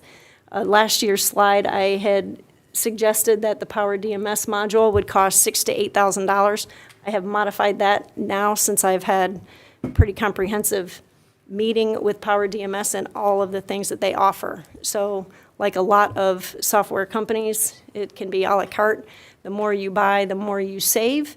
But as far as accreditation goes, the minimum cost would be about $8,700 for 2 years of policy management.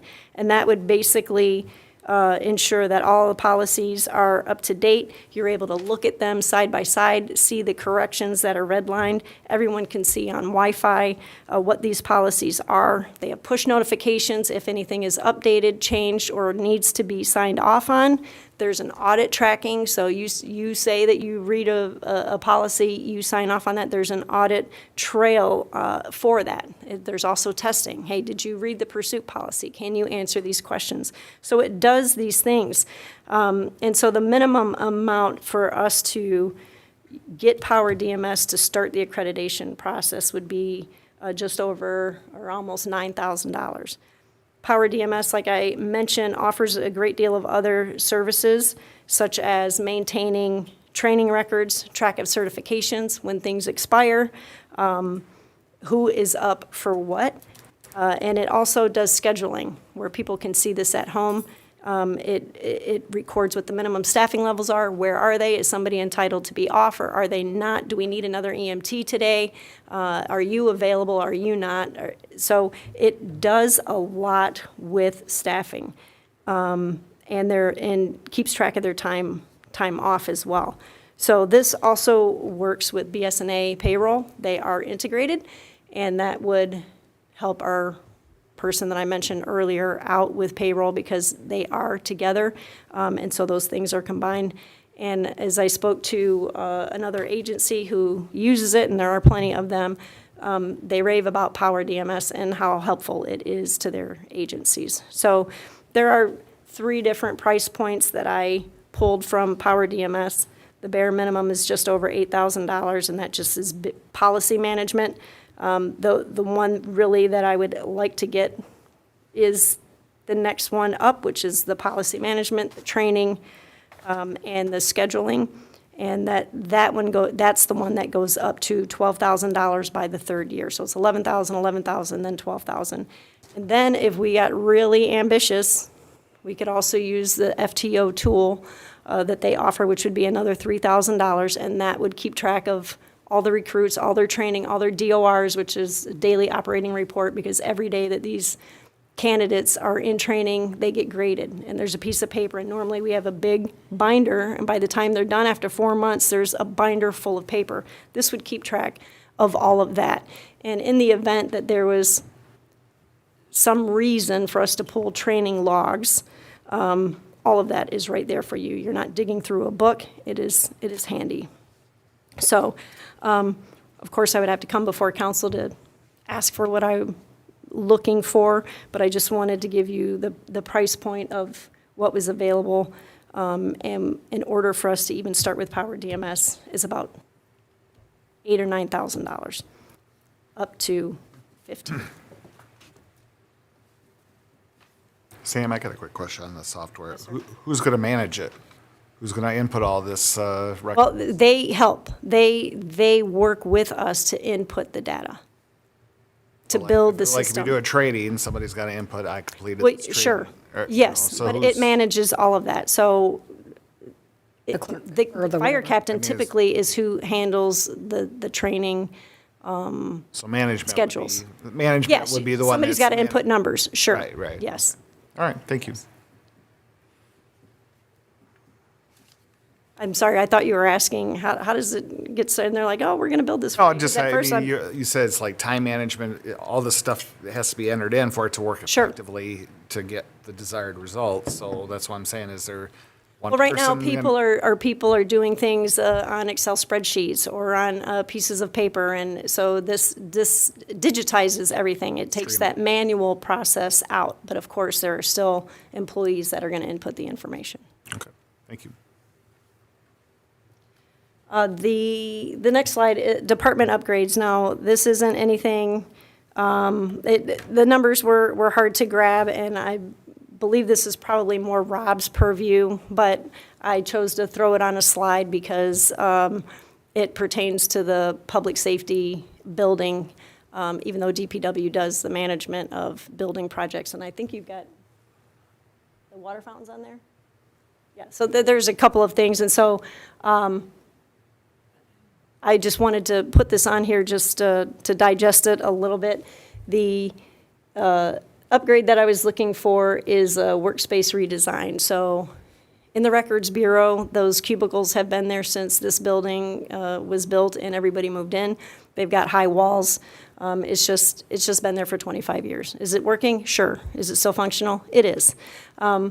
Like I said, this is a redesign and a modernization. And so it would be that records area that's off the lobby, and additionally, the investigation bureau, because that's the same situation. So those officers that are back there working, again, have the very high walls, and it's outdated. There's limited sight. If you go in this door here and come around, you can't see anything unless you're 6 feet tall over the top. So it served a purpose. It still is. But this is just something that I wanted to put out there in the universe that I was curious about and concerned about, and was hopeful that we could do some improvements. It's good for improved communication. Some of these tabletops are adjustable. And how much are cubicles? They can be anywhere from $1,500 to $5,000 each. We have 7. I just guesstimated the high end just to be safe. And so I estimate that it'd be about $35,000 to replace those cubicles. The second part of that, the public safety lobby, I didn't pull a figure on that. I could guesstimate what I think it would be. I'm looking more for a redesign as opposed to a construction project. That's not really what the intent was per se, but a change of the doors, the glass, the countertops, the furniture in there, a redo of that bathroom. I remember, sir, when you were recently elected, you came in the front door of the lobby and you were unimpressed. And it is just something that should be a little more inviting, welcoming, user-friendly, so that people don't feel like they're walking into an institution. And quite frankly, that's kind of how it seems. That vestibule is small, and often people can't find the public safety building. They come in the front door here. So it should be more obvious where the police station is, and they should be able to get in and see somebody and feel like they're welcome there to share their concerns or whatever it is. So is that a heavier lift? For sure. Can we live without it? Yeah. But, again, the building is 25 years old or more. It could use a facelift for the front so that people can see, so that the glass is better, just so it's a more inviting environment. So again, I had asked Rob if he was going to do that. I don't know if he's going to speak on that or not, but at least I can throw it out there in the universe so that when I come and really ask, it's not a surprise. Yes. You'll have to soundproof that door. No joke.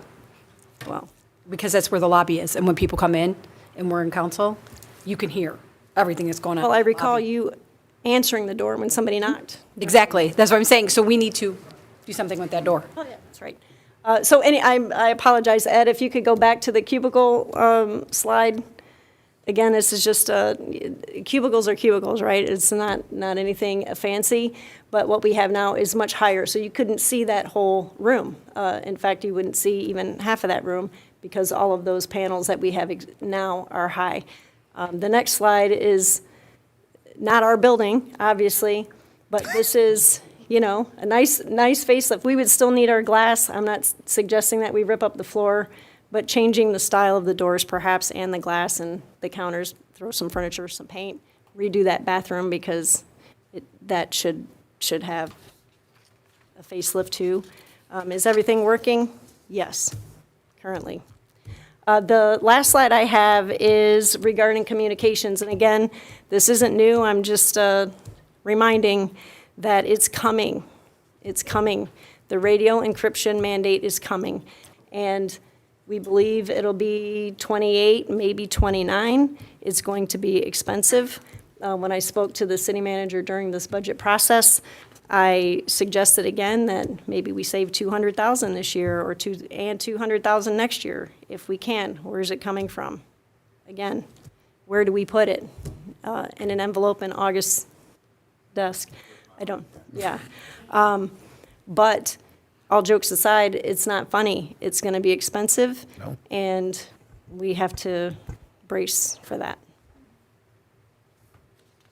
I think you said 700,000? I'm guessing. I was trying to, in my head, do some figures roughly today, and we would need based on what we bought last year. Last year, we bought 10 handheld radios. It was $70,000 for 10. I need 30 more. So that's $210,000 for 30 more, and we have 21 vehicles with the ambulances, with the fire trucks, with the admin cars, the patrol cars, all of the cars, the motorcycles. There's 21 of those. So what does the in-car radio cost? It may be less than a handheld. I believe St. Clair Shores bought 10 or 11 this year and spent $40-ish thousand. So it's buying the radios isn't the whole cost. I mean, you think, oh my goodness, all right, that's $300,000 for what I just mentioned, and that's before they turn on the encryption. So that's to get encrypted radio. Encrypted capable radios. Thank you. Yes, encrypted capable radios, and then when they flip the switch, you pay again, and that is where I have heard the real cost comes in. It's a lot of money. It is. Okay, Councilmember Higgins. Is the cost for the encryption like per year, or is it No, one time? I don't believe so. I think it's just, that's what it is. So they're encrypted capable, but then you have to flip the switch to turn on the encryption and that. Correct. They have to be programmed. They have to be programmed to accept the it. So- programming. So what happens is that, for example, I'll use St. Clair Shores because I had a conversation with them about it. Many of their radios are encryption capable. If you turn that on now, you can't communicate with anybody. So we use Sarisa. There's 4 departments that use Sarisa. They wouldn't be able to communicate. Sarisa's ready. Their stuff is ready to go, but nobody else would be able to communicate with them. So we have to wait until we're all ready, and then that happens. And again, as I mentioned, most of us are waiting for the county to say when they're getting this mass shipment of these radios, or once the thing happens. Where are we going to be in line? How many are we going to get? How long is it going to take to program them? Because it took some time when we bought the 10 handhelds to get those activated. We didn't even get to use them for a month or 2, and then there was a fee for that. By the way, I got a bill for $2,500 because they had to activate them. So that's the world we live in, and it is going to be an expensive thing. And so St. Clair Shores has started purchasing things already, and this is a conversation I had with the city manager, that we could buy 10 radios this year. We could buy 10 radios. We could try to get ahead of that, but if we want to hope for less in a big bulk purchase, then we wait. And then keep in mind too, so the 10 radios I bought last year, they're a year closer to end of life than the ones that we wait for. So all of these things are considerations. There's also hope for state funding. a faint Yes. hope for state funding to help, can. because this is a state mandate. It is. I think it's actually federal. What's the reasoning behind the state mandate again? Encryption? Yeah. It's security measures. Just for So that people listening can't- in, or? Yep, so that people can't listen People in. with The scanners, Yeah, the the people with the scanner. scanners People are with going the to be scanner, They're no showing longer up. entertained by Right. people's misery.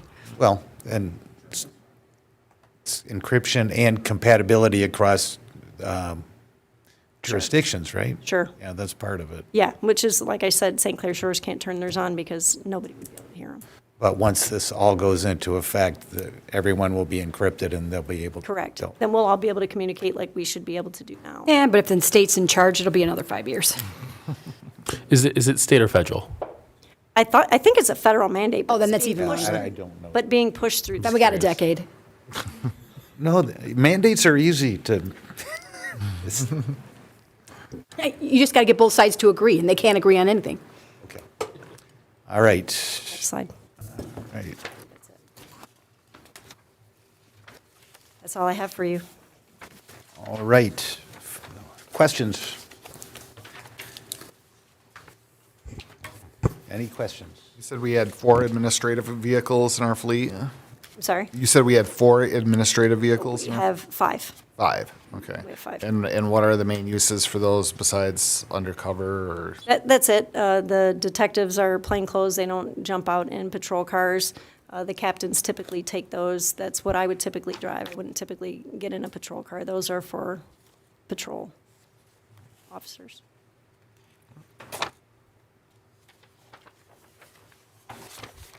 I had a question.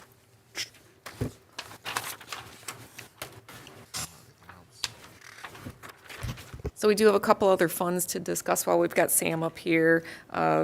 Just very quickly, the communications dispatch, that's our Sarisa contract. We did get the number from them for next year. They're pretty steady with that, fortunately. Page 16, Fund 210. That's the ambulance fund.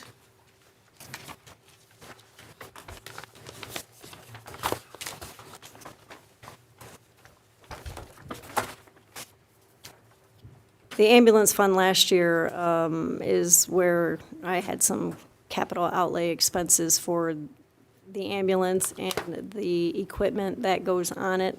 So that was a pretty heavy lift. I don't have anything in the capital outlay for this year for the ambulance fund. We still haven't recognized the new rig yet, or we're still running our 2 ambulances, of course, but we haven't gotten that. We've gotten the other equipment that goes on it. We're just waiting for the rig itself so that we can put the thing together and get it in service. So any of the funds that are allocated there are just typical everyday operating. We do have 6 paramedics, so we're fully staffed there with the paramedics, and we have the 2 EMTs. The second one is actually, I just got an email today that she is up and running on her own today. So aside for the supervision up there, the fire division is staffed with those firefighter medics, EMTs. And, our operating costs are mostly a lot of EMS equipment, oxygen and needles and Band-Aids and, CPR bags and things like that. So that stuff is expensive. It's never going to go down. I'm noticing those bills seem to be a little bit higher too, but just like everything, there isn't anything out of the ordinary that I expect. I mean, there'll be some things here and there. Something came up yesterday. The dryer over there broke, so we bought a new one. That's not a heavy lift.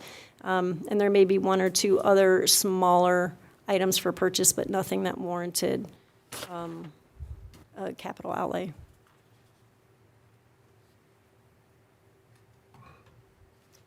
Any questions on the ambulance fund?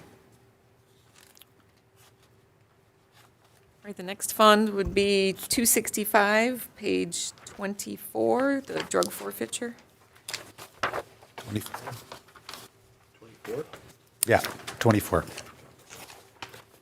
24 is the revenue. We're going to be getting proceeds from the school for the flock cameras. They're paying for, what is it, one of the cameras? They pay for 3. So every March, we send the school an invoice, and that is to cover a significant portion of the school resource officer's salary when school is in session. The 3 months that school's not in session, he or she is back on the road and, working normal. So the school does pick up a significant portion of that. Additionally, when I asked them 3 years ago if they would assist in offsetting the cost of the flock cameras, they were willing to do that. After I spoke to the school board, they were all on board. So generously, the school does pay for 3 of our 8 cameras, and there hasn't been any issue with that. We sent them an invoice and they pay it. So the funds for that project came out of forfeiture, and I think that's so we'll continue to pay I think it's $24,000, which is offset by $9,000 from the school, so $15,000 roughly is our cost every year for those. Yes. 24,000 is what we get billed. There was, we did get a credit this year of $10,000. They sent an invoice sooner than I thought they should have, based on when the installation happened and when the cameras were up and running. They agreed with me and they gave us a $10,000 refund, in essence. Okay. Councilmember Fletcher. How long is our flock contract for? The contract is through 27. Okay. Any other expenditures out of drug forfeiture besides the operating of the? I believe the Motorola contract comes out of that, and that is the in-car cameras. The body cams we purchased outright. We had a $50,000 grant that offset the $95,000 cost, so we paid $45,000 for those. And actually, this year, the body cams, and we knew this when we bought them, that's a 5-year agreement, and after 3 years, we get new hardware. So they are in the process of sending us new cameras. So that's good. And we have a few that have, gone down here or there, but they've also been good about replacing those. I met with a Motorola rep last week. I think she actually lives in Chicago. She was here. We brought her in because the dash cam contract we had those before we had the body cams. And so the dash cam contract is 5 years, and then the body cam contract is 5 years, and so then you're offset. And so I asked her if we were able to maybe condense somehow these contracts so that they're on the same cycle. And she said that was probable.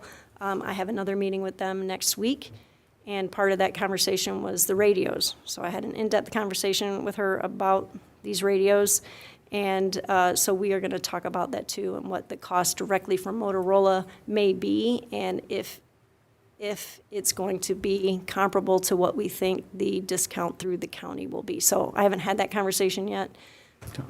Next week. All right, thank you.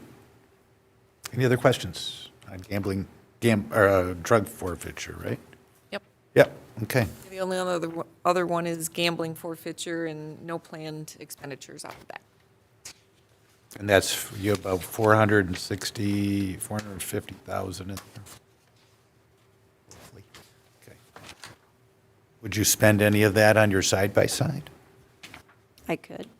Okay. All right. But give that some thought, because that really hasn't been used much, and it's sitting there. And that would be vehicles are allowed under the gambling forfeiture. Correct. Yeah, Drug forfeiture is a little different. Drug forfeiture is very different. Okay. Very different. There are a lot of restrictions on using drug forfeiture money. Okay. Gambling fund is much more relaxed. Okay. All right. Any questions on gambling forfeiture?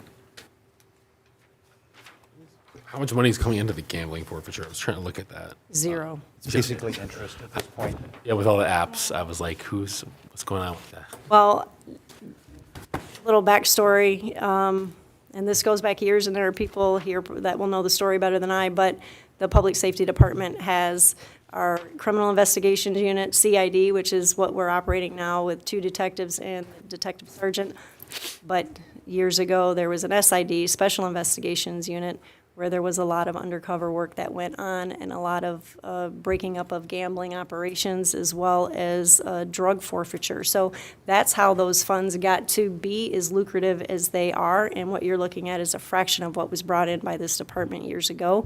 One of the fire trucks was actually purchased using that gambling, and we're talking, what, $750,000 to buy a truck out of that gambling fund.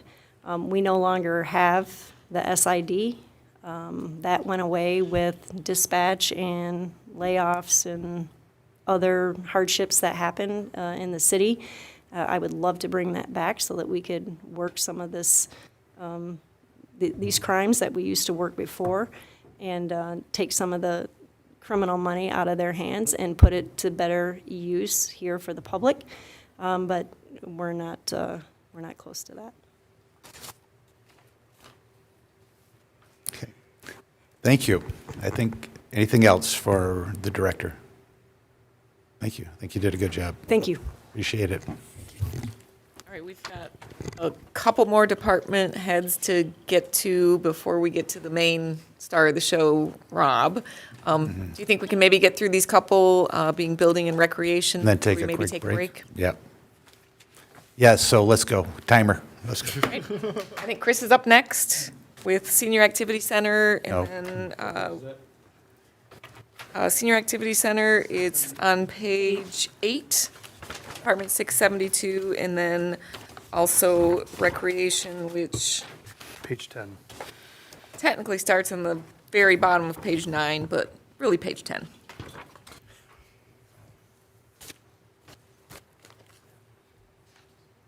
Hello, everyone. So I first wanted to talk about the Senior Activity Center. A lot of what I'll be discussing tonight has already been discussed at our last workshop at the strategic planning. So I'll start off with the big one for the Senior Activity Center. I'm looking, currently we have 4 part-time employees over at the Senior Activity Center, which is 2 clerks and 2 bus drivers. I'm looking to make one of the clerks full-time and open up the building for the Senior Activity Center until 4:30. And that would leave 2 bus drivers and 1 clerk. So that is for the full-time wage, the addition to the full-time wage. The one thing that I caught as I was coming up here was for the part-time employees for the Senior Activity Center, I believe there is a typo for the recommended budget for part-time employees. Right now, it's listed for $29,000. I believe it's going to be closer to the requested budget. So that would be 62, 3, because that okay. would be 3 employees.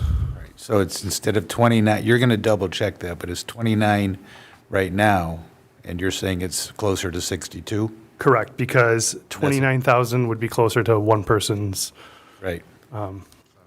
salary, I guess you could say. And that line that says replace PT clerk position with FT position is under the part-time employees. Is that a typo as well? You see You where? only want to replace one, correct? Yes, I just want to replace one part-time. Yeah, so there's two lines that says replace, so can I, Well, it's a note that I put in there just so that everyone realizes the reason that the full-time is going up because you're replacing, and then the part-time will go down because you're replacing. So that's the big ask for the Senior Activity Center. Another difference is about $5,000 for the programming line. Right now, we're going to be making a budget amendment, as we discussed in the strategic planning, of $10,000 to the $15,000. That's what I'm asking for the, well, I will be bumping it up to, or hoping to bump it up to $20,000 in the hopes of the Senior Activity Center being open up till 4:30. and what would we be doing the extra 3.5 hours? Would it be like gym, like pickleball and things, and other activities? Yeah, it would be more events, more classes. Right now, looking at trying to get a Tai Chi instructor, it's hard because we have limited hours over at the Senior Activity Center. So when I've been talking to Tai Chi instructors, I only have like a certain day, a certain time that they can do. And, I need more of a flexible schedule in order to get a like Tai Chi over there, which is something we had, which ran well. So that's just one item. But obviously, we'd like to have more gym time. Right now we use every single hour for that Senior Activity Center because it's open up till 1 p.m. So in the last 2 years that I've been here, we have brought up the attendance there. It is a pretty well-attended facility. So I kind of want to keep going forward, keep growing it. That's one of the big reasons for the 4:30 is we definitely hear requests for it to be open up longer hours. That doesn't necessarily mean that it has to be 4:30 every single day. I know that there's been talk about making it open out one night, so that can be discussed as well, but the general idea is to keep the building open longer. Probably have no problem filling classes or anything like that, because every time I go by it at noon, home for lunch or whatever, it's pretty packed. Yeah, it's, I think we average, I just have rough math, probably over 120 people in the short amount of time that it's open, which it's pretty well attended. Card classes and bingo and all that kind of stuff, that's all doing really well over there. So that's, again, that's one of the big reasons I want to keep it open up to 4:30, is to try to get more people there and be more flexible for the seniors, because not everyone can make it in the morning before 1 o'clock. Okay, Councilmember Higgins. So I'm there quite often, and I do notice that I think it's probably because it closes at 1. By 12:30, people are kind of clearing out. That's because the programming is wrapped up. They know they got to be out of there by 1. Correct. We end a lot of our activities early, like our cards. One of the big things over there, euchre and stuff, they stop playing at 12:30. Meals on Wheels ends early. So that's why you see the big decrease at 12:30, and that also gives our chance to our staff to kind of close the building and get everybody out. There are still people who stay till 1 o'clock and still use it. Pickleball, volleyball, and some of the people like to stay past Meals on Wheels. When was the last time the building was open till 4? It had to be before COVID. I think that's a great idea to keep it open till 4 or 4:30. I'd like to keep it 4:30, keep it in line with City Hall. And that's why you're asking for the one full-time clerk. Correct. So I think it's a great idea, but I think we should pay really close attention to like crowd counts, like how many people are staying there the whole time. Absolutely. First year, and then if it's not being utilized, I think next budget season we'll have to change some things. But Well, I think it's this is going to come up in the recreation section, but it something that you just said kind of alludes to something I will be talking about tonight, and that is software, recreation software. And that recreation software, as we discussed at the last workshop, can also be utilized at the Senior Activity Center. That would help exactly what you're saying, is be able to see how many people are coming in and be able to pull data from it, rather than using a pen and paper and having them check in. yeah. And it'd be used for registration and things like that. Correct. Would it be like a way to advertise events too, like a CRM, like a complete like? Yeah, you can, it makes like, you can, obviously we're talking about the Senior Activity Center, but you can email and use different tools that they have. Seniors use email. Yeah. Yeah, be careful there, will you? Exactly. I even know how to type in an email. Learned it last week. That's really it for the Senior Activity Center. That was maybe big one, was the full-time employee, and then I had a programming question. is just going up a little. I have a question for you. We host Meals on Wheels. That's a county, is that county program, it's federal. I don't know who funds it, but someone up the chain. Correct. Does the city of Fraser receive any money from the county for hosting that program and being the local hub for Meals on Wheels? Have we ever investigated that with the county? I have not personally. I wouldn't be able to answer that question with certainty. Could you ask them, call the county and ask them for, $30,000 or something? just a little bit. Seriously, without our location, they would have to find somewhere else, and there may be a cost to that. Absolutely. If they went to the school district, would the school district host that for free? Probably not. So if that's something we can look at and we can replace revenue, that helps substantiate other investments in the programs. Yeah, I can- And I know that the guy over on lonely guy over there in that corner got $17,000 out of the county to maintain Hayes Road right-of-way because we'd been doing that for free, and then he reached out to them and they funded part of that. So if there's a way we can, I'm glad to do it, and it's a very nice service, but it is something we are paying, we host the building, and that costs money. Absolutely. If we can get them to cost share it, that would be great. They pay for Sam, the staff that does that, right? What's that? The Meals on Wheels pays for the staff that comes in. Correct. It's not ours. Yeah, that's not us. You would see a bigger number for the part-time wages. That is it for the Senior Activity Center. Okay. Any other questions on Senior Activity Center? Okay, next. Moving on to the Recreation Department. A lot of this, there isn't big changes. That's page 10? Yep, page 10.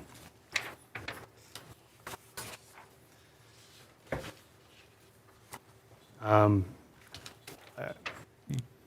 asking for an extra $5,000 for a seasonal employee. I'd really like to try to take the momentum of us fixing up Steffens Park and the initiative of making Steffens Park, renovated and start sports programs again. That's a huge undertaking as far as time, and that is why I estimated $15,000. That would be for 7 months of an employee working about 25 hours a week. They wouldn't have to strictly be used for sports. If they had extra hours, I could use them for events. So if they had extra hours to use, I would use them for different things that I would need them for events. I'd like to bring back all different kinds of sports to Fraser. I know that we used to do sports before COVID, and that is something I'd like to do with the renovated fields. And obviously, if we do renovate Steffens Park and those fields are there, I'd love to use them for different things like volleyball and t-ball and baseball, besides just the rentals. Adult kickball. Adult kickball. Actually, that's on my list as well.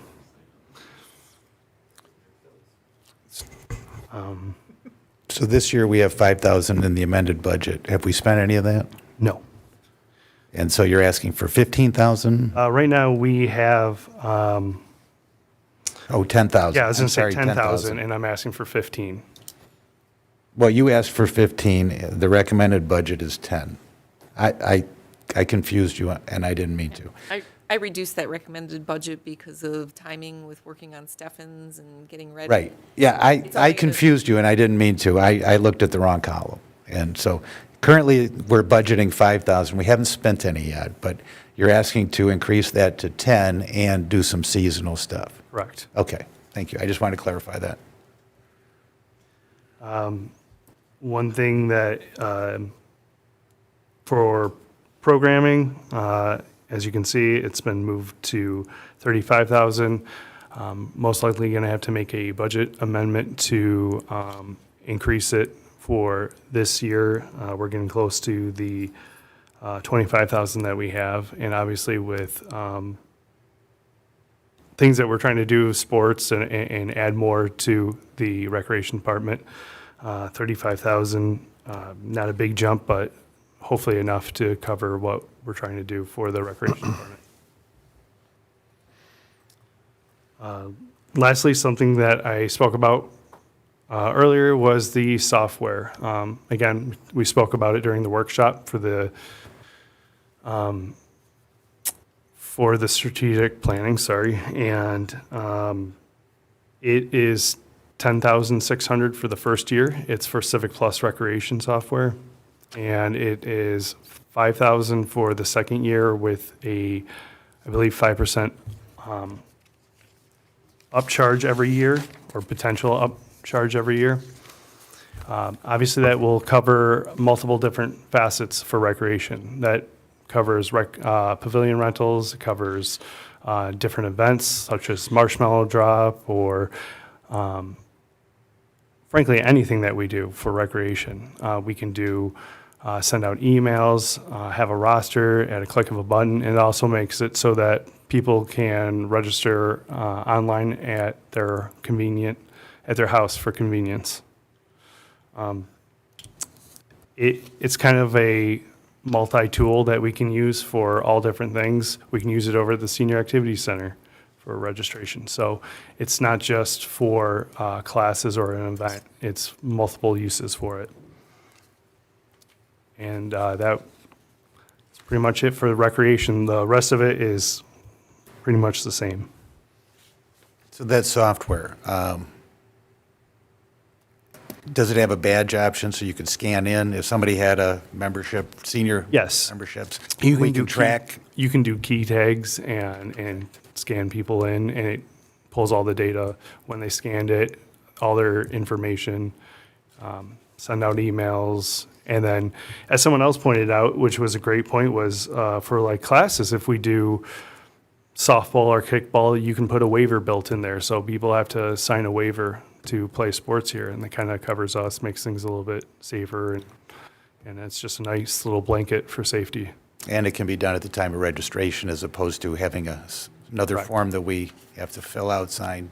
Correct. And then obviously if we wanted to do it right now, people have to come in between 8 and 4:30. It doesn't really work with a lot of people's schedules. And it also moves us to also being able to charge for events.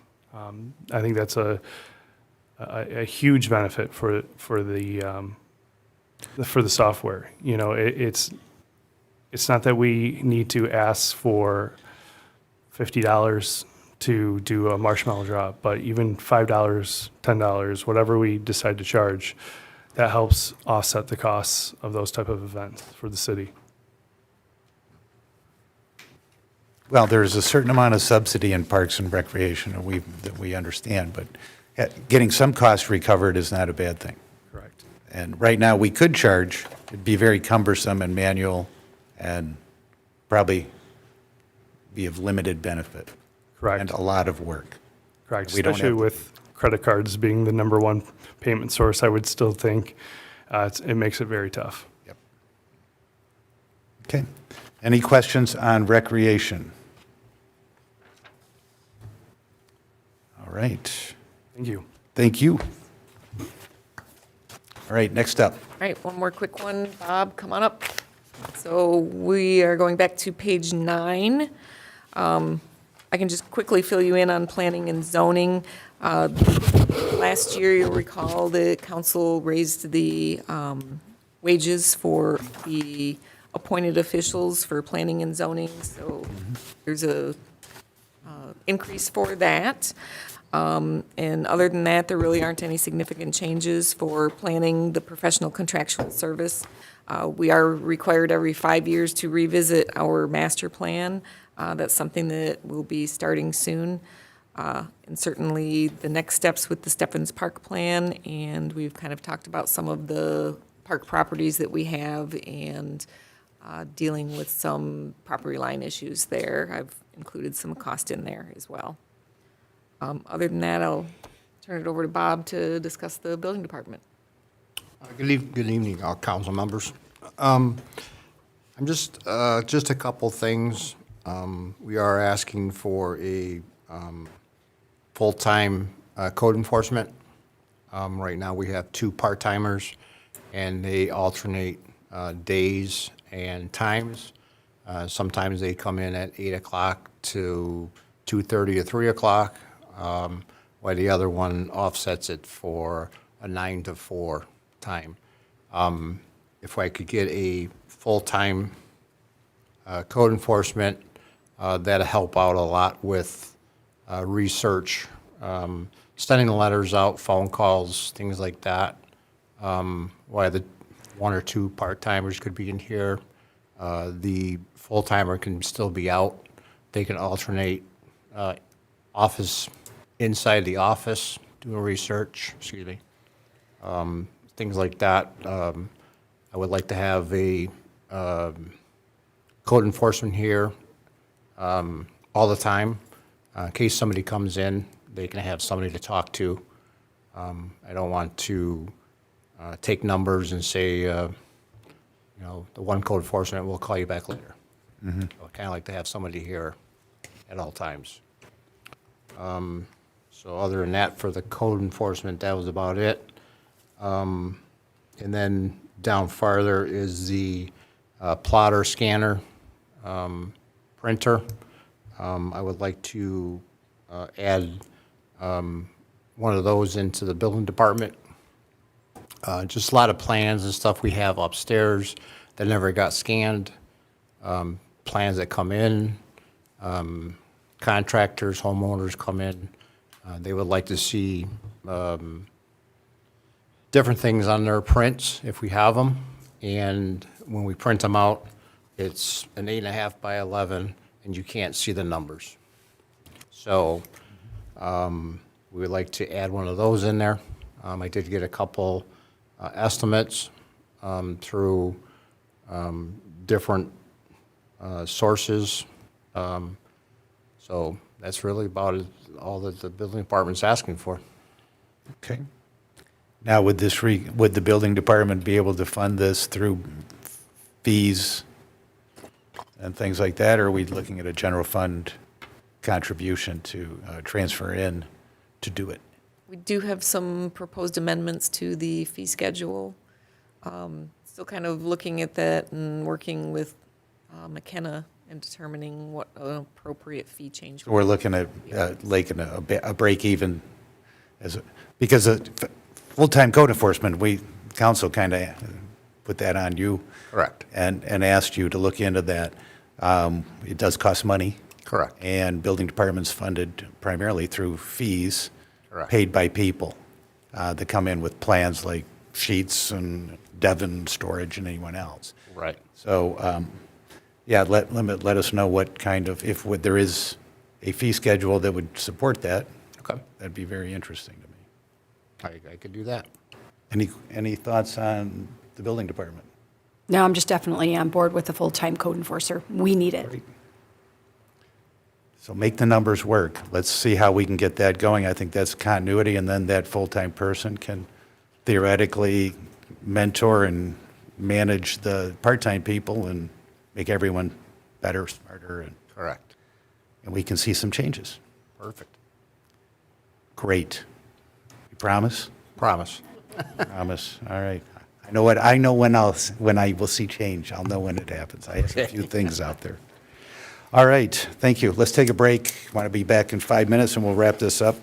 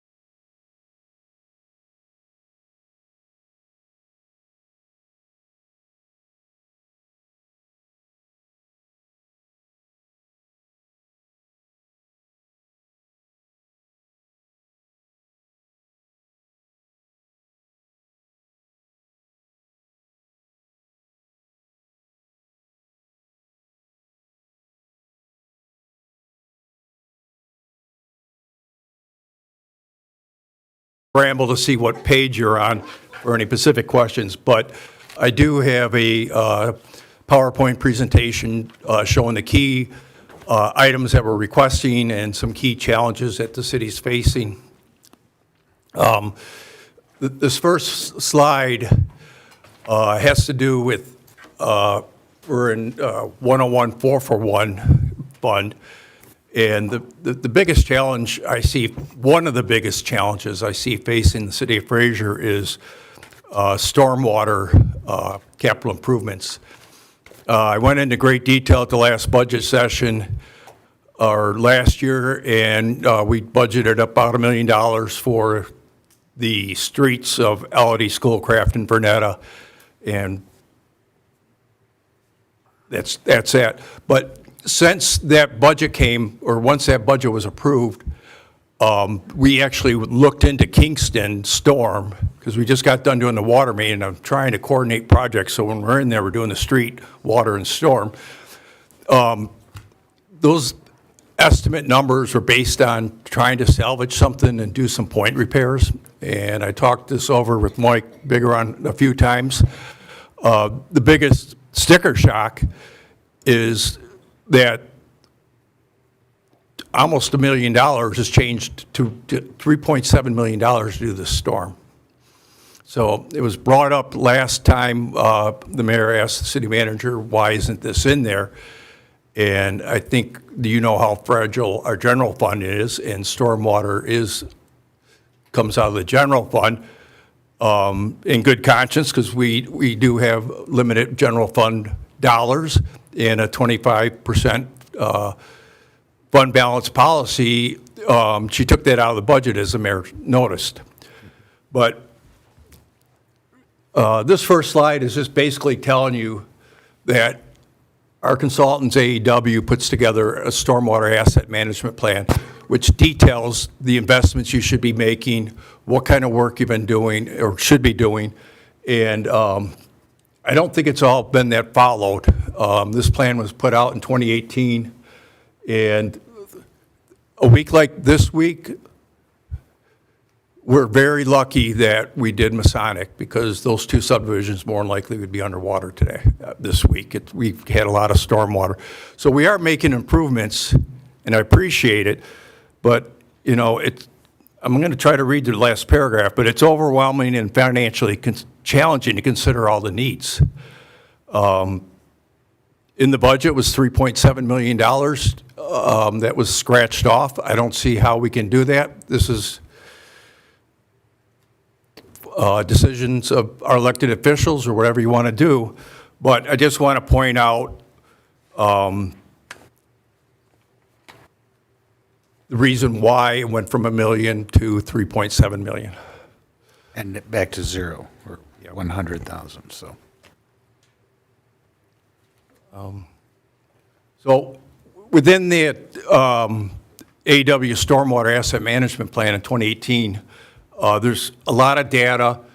I don't think you can see that well, but you can, it grades and rates all the pipes and identifies everything. And you can see in the first slide, we have 1,300 assets out there, and 165 of them rated a BRE score of 10, which needs immediate intervention. It needs some attention done to it.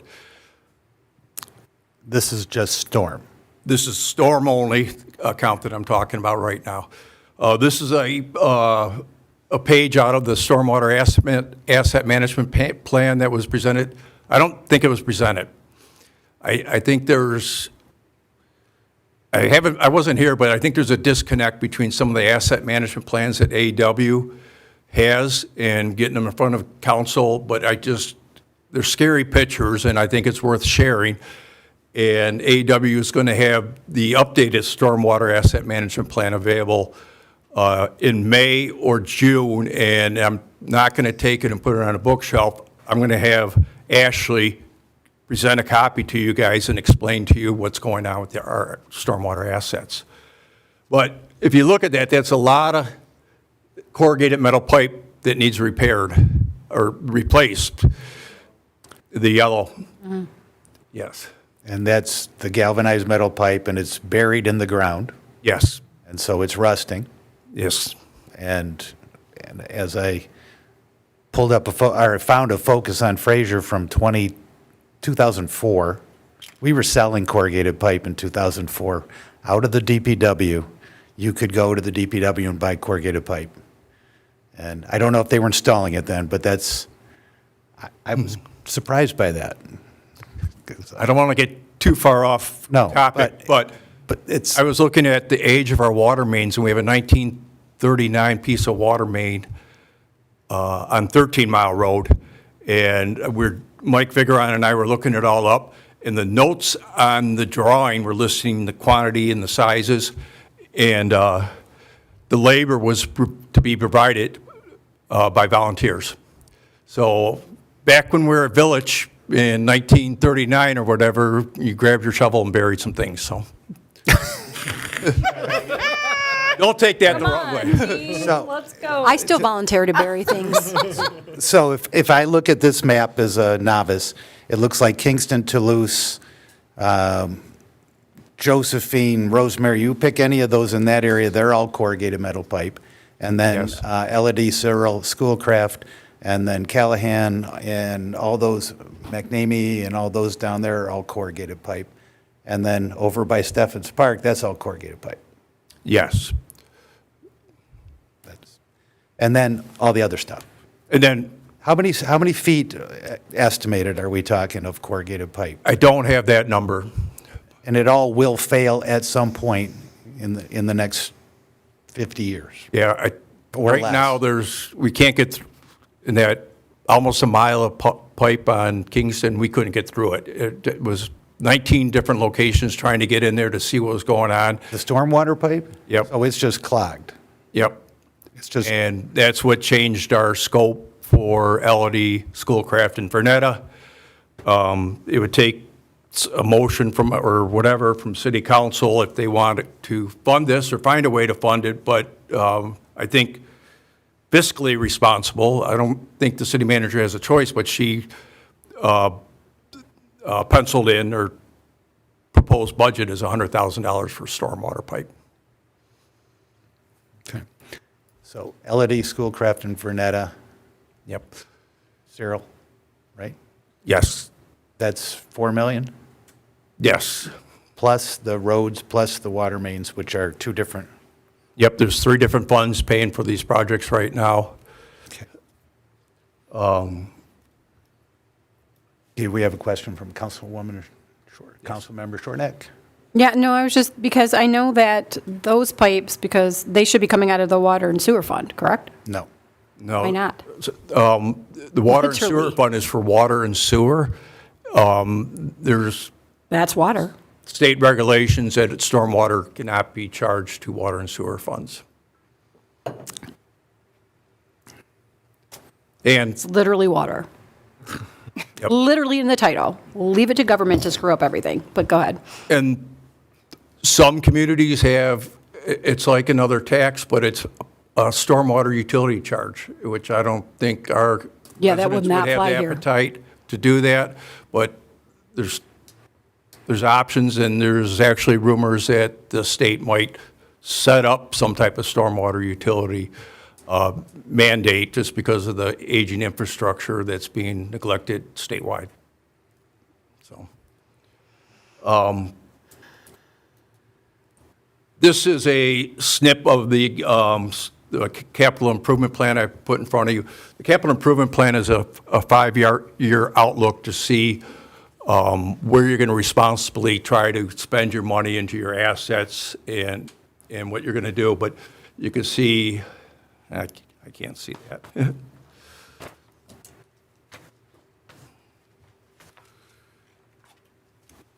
Do we have that? We have that spreadsheet. Yeah, so that would probably be on page 3 of the spreadsheet, but this is the cost that I did put in the budget that's currently not in the proposed budget for stormwater improvements.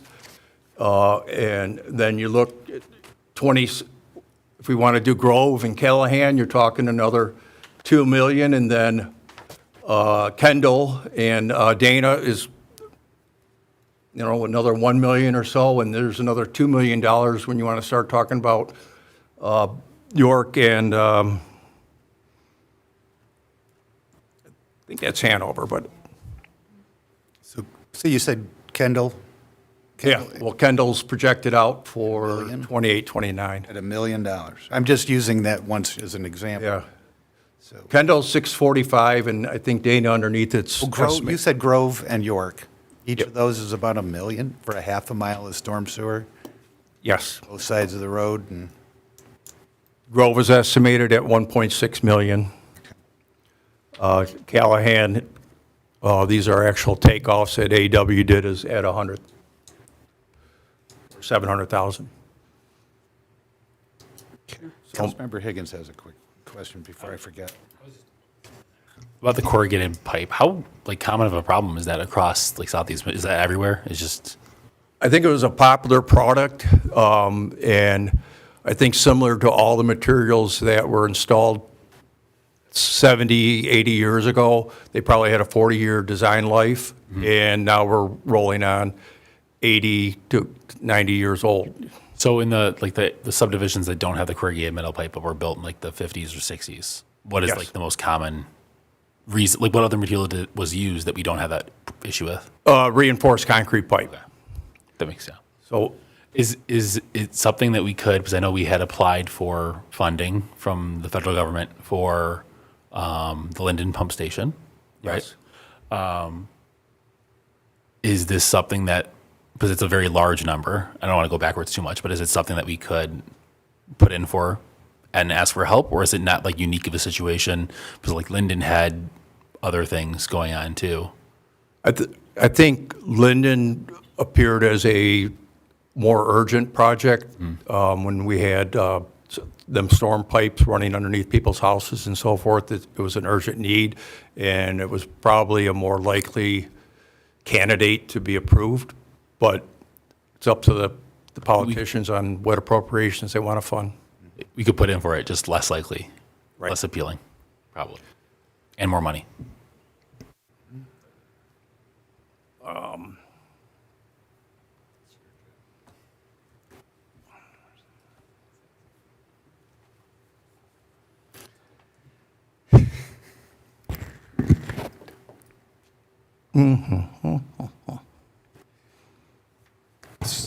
All right, so before we get off track, we have the road project and the water project the water scheduled this year, correct? Correct. And then we would be resurfacing the road after that, Yes, theoretically? yes, With the current plan?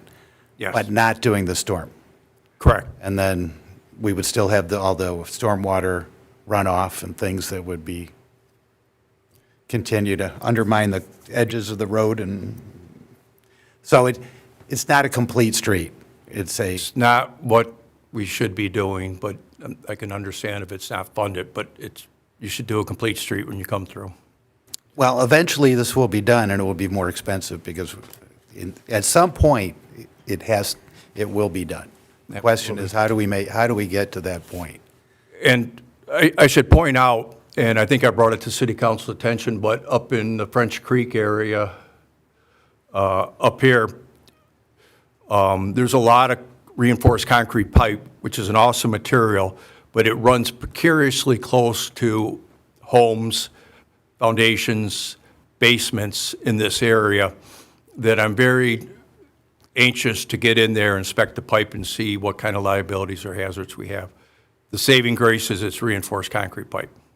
Now, that was supposed to be a tech park, I believe. I read, somebody said that was supposed, and they. Yes, they I seen stormed it out some for drawings that, for an industrial park or technology park, and my assumption is, when I was looking at it, the developer put in all the storm and had all these roads and everything going on, and then the project didn't take off. And then another developer wanted to turn this into a subdivision and tried and successfully reuse all the storm lines that were in there and didn't attempt to relocate them. So, Okay. But that's not our current worry, but it's a. it is, we definitely need to videotape that, and in this Capital improvement plan, I have repairs and maintenance, and we have never spent any money besides a SAW grant, I think it was, to do any inspections of stormwater pipe. And I want to routinely, at whatever cost, budget at $250,000, target each section of the city and find out what the condition of our storm pipes are. This is a little breakdown of AEW's design request that was presented to you in February. It showed these costs. What you approved in February was for them to do the budget estimated to design for these streets right now. You did not give authorization for the construction budget or the construction engineering, just so you know where you're at. And this is just showing the numbers that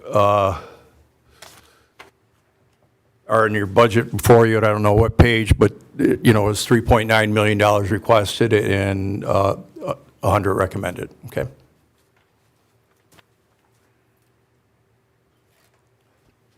So just to kind of put that in perspective, if we were to do the storm sewers with the road project, we would drain our general fund down to below our 25% fund balance.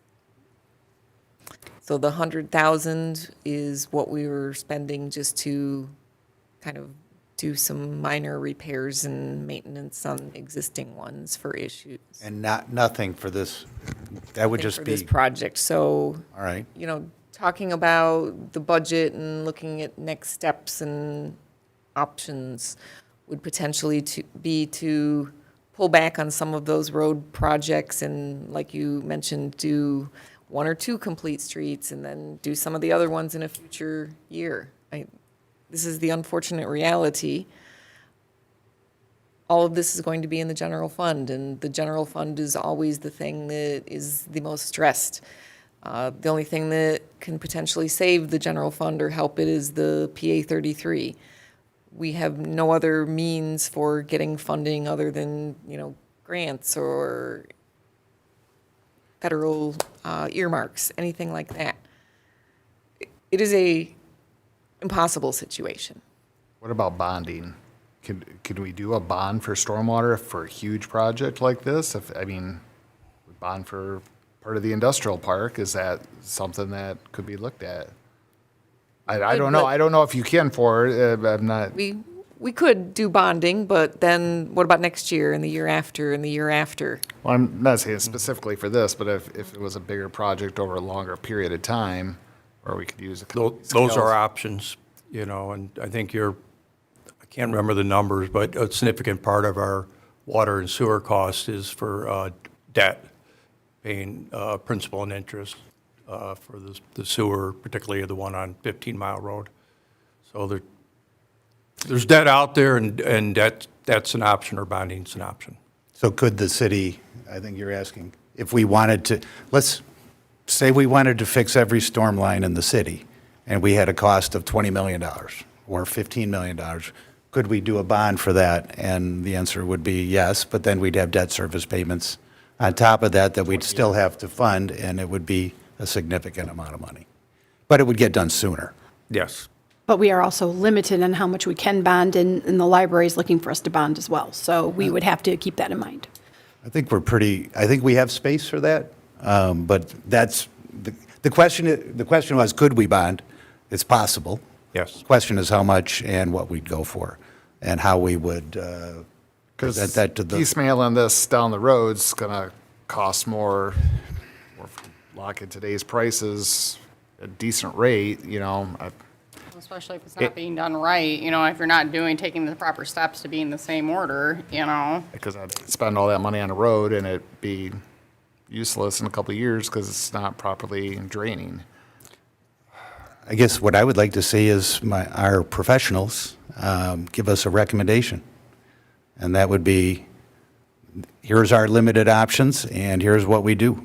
And if that is scaling back the project and doing it over several years, that is one way to do it. But none of these options look very, what's the word? Appealing. There are no good options. There are no good options, but right now, we're between doing everything and well, do water mains and road, but then we know that we are not doing we're not handling this in the way that asset management is going, where we're looking at everything from underground to the top. So I would like to see the recommendation of what we should do, and if that's I know that's readjusting the water asset management plan and the road, but I think asking us, we're elected officials and residents, and we're not the experts here. So just to repeat myself, is when the stormwater asset management plan, the 26th one, comes out, it'll be presented to you by our consulting engineers, and it will have some type of executive summary and all the scoring in there, and I'm assuming a capital improvement plan that should be followed. And you said you're expecting that in June? You said you're expecting that in June? I'm hoping to get it on the May agenda, but it depends if they get all that data together, but May or June. Okay. But in the meantime, that's going to hold up Well, doing the roads that we had already, I mean, we got to kind of make a decision on that, correct? Because that's Yes. the summer? yes. So you can proceed similarly how we did, it just piecemealed in when we did, before I was really here on Kingston, but the road was resurfaced. And I don't know if the time frame is right, but 6, 7 years later, the water main was placed. And while we're out there we recognizing that all the corrugated metal pipe needs replaced, and my forces attempted to do it and found 19 blockages. It was just overwhelming. It has to be a complete project. So these are tough questions, or there's no good answers, but you really want to do a complete street, but what do you do when you don't have the funding? Do you just do the asphalt road and the water main? Kick the can. You kick the can. Councilmember Higgins. Yeah, I agree. I would like a recommendation. I mean, I know we have the 100,000 as a recommendation, but with a more like comprehensive overview of, and it sounds like this plan that we're going to be getting in June would help that. So when we got the budget, when it went from the 1 point whatever million to 3.8 million, that was because of blockages you found on Kingston that increased the cost of Schoolcraft and Elodie? Yes. It just further defined the magnitude of the pipe we can expect on these streets based on the same age and type of pipe. Okay, just knowing that it's there under Kingston, the same type of pipe is under Schoolcraft and Elodie, and it's going to be more. So was that something, was it AEW? It wasn't our consultants who dropped the ball, it was just a finding once we were in the field? I don't think they dropped the ball, but when they were putting these estimates together, they were making their estimates based on the best information they had and did not know how bad the shape was of these lines.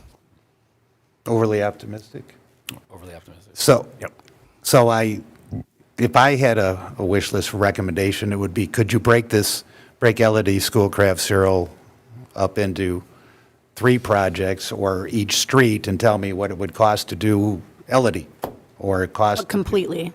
Yeah, that's what I mean. So that I know I could spend this much and get this done, and it's done right, and it's going to last longer. I remember when we did Fruhoff, the original, I was told, we can get this done for $500,000. And I said, well, I'm interested in that. So Later, it was 1.8 million. So on page 2 is the heading of storm, and there's estimates based off of Elodie's, Cyril, and Schoolcraft and Linden. And of 975, 866, 1.6, and 225. What? So there's your Oh, there we are. shopping list. Okay. There's my shopping list. So $1 million, for $1 million, I get LED done properly. Can we get a buy one, get one free coupon or anything like that? Okay. And then Cyril is 1.6? That's a really long street in comparison to Elodie. Okay. Okay. I mean, that runs the same length as Grove. Okay. Yeah, I mean, that's a long street. I mean, Schoolcraft's the cheapest. Oh, you're right. I'm Obviously, we thinking, should do that I'm one thinking the first. short part is, Can I ask some, because I'm just not Actually, no. familiar with it. So the stormwater, From Schoolcraft. kind of like what they did with 15 Mile, where they put like a liner in. Pipe bursting. Okay, I was gonna say, there's no other cheaper option than replacing the whole thing, like, if they can tunnel it out and put some sort of other material that doesn't deteriorate, like a sleeve under. So just recently, I'm not holding out on you, but that's a good question, but I was told by a vendor that does lining that there's technology available now to line corrugated metal pipe, but they have to get in there and videotape it, make sure there's no sharp edges and a lot of parameters on this, and I'm I'm just not sure wondering if it's going to be a good candidate. Okay, I just, with the sheer amount, Yep. if we had somewhere we could, half of them do it at a cheaper rate if it was doable, and that way we correct a lot of streets for a cheaper price, and then the ones that Absolutely. are beyond repair do the full tear out. I don't know, it's not my expertise, I'm just thinking that technology-wise, there's gotta be some other options. It's, I invited that vendor to meet with myself and AW, and we're going to do that in the next few weeks, so. Okay. the problem that, I'm not hopeful with I know, the I'm condition, just but trying to think outside the box here. There's got to be a better way. I mean, maybe long-term, it makes the most sense to do the concrete, but if we don't have the dollars to do that, is there a cheaper option that can give us relief for maybe not 50 years, but 20 years or something like that? well, then in 20 years, they'll be Then you're cursing redoing us. it. No, I'm not discounting that. I'm just I trying know. to. This is a decision made 20, 30, 40 years ago. These were, because I grew up in a subdivision that was built in the 1960s at Martin and Shaner. We had concrete pipe, storm sewer, and it's still there. it's a fantastic, Yeah, but- fantastic product. These houses were built in the 60s and in the same time frame, and they used corrugated metal pipe and with a shorter life. Yes. Now, in the street stormwater or storm sewers where I grew up, they can line those. They could do a CIPP lining for that. Yeah. But these Similar to galvanized sanitary pipes sewer rot lines, and they yeah. turn into rust. Corrugated metal pipe is a different beast, so. Okay. Okay. Okay. Yes, thank you. See, where was that?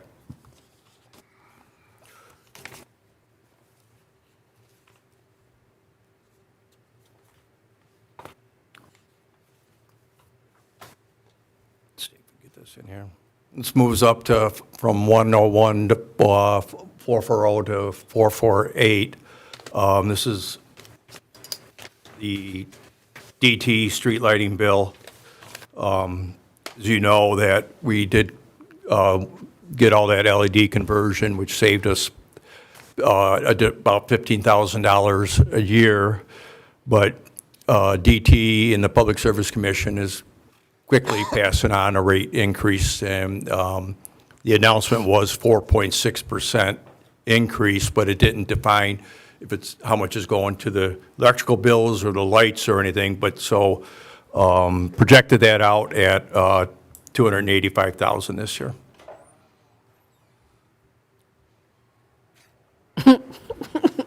Are we getting the rest of the lights? They're going to do that conversion?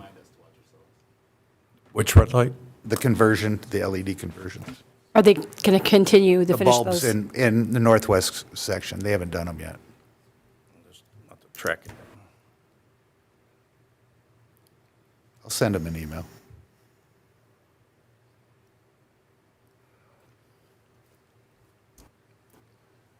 Okay,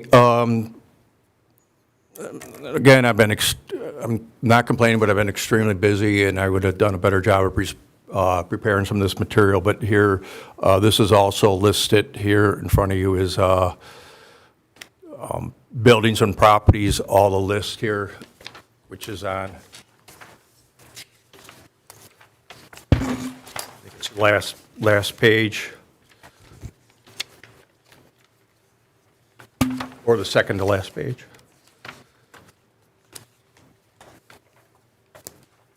This is Fund 101-265. It's the only one that's a little bit out of order.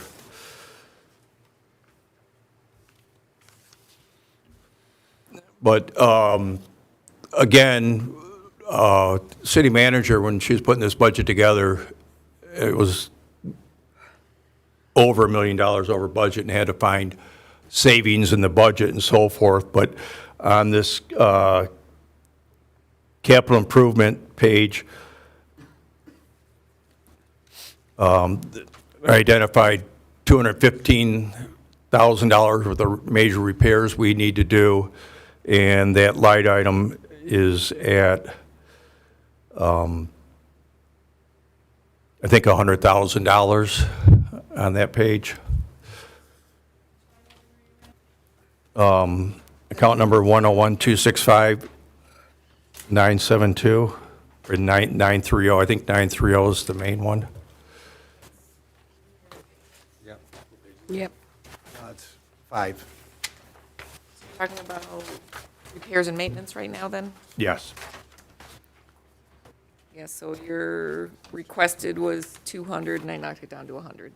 Okay. So there's needs, they're listed on this page. Repairs and maintenance is the 930 number. I wasn't given, we didn't go into detail of what we can decide to fix or whatever, but it was just dropped to $100,000. And I think you could see on there, the 930s is, you know, a lobby door release for public safety and intercom, drinking fountains, shelves. The lobby that Director Kretschmeyer mentioned is a 972. That's a different part of the budget, but that was taken out too. I hope to mark up the capital improvement of things that weren't budgeted for, but this is a list of things that we're going to do on buildings and grounds accounts. A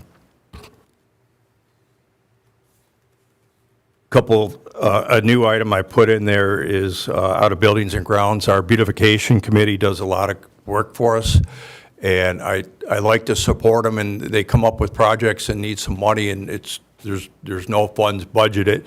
I budgeted $2,500 just to help buy them plants and flowers or whatever they're doing, because they do great volunteer work. That's a new item. We do need some garage metal repair at the DPW garage. Boiler repairs is listed here. City Hall final payment for the HVAC. So there's just a list of items here to repair. Question, you want to replace the emergency generator here? Yes. It's shot? Yes, it is shot, and it's not a situation you want to be in. When we lost power, I think it was last month, where the generator wouldn't work.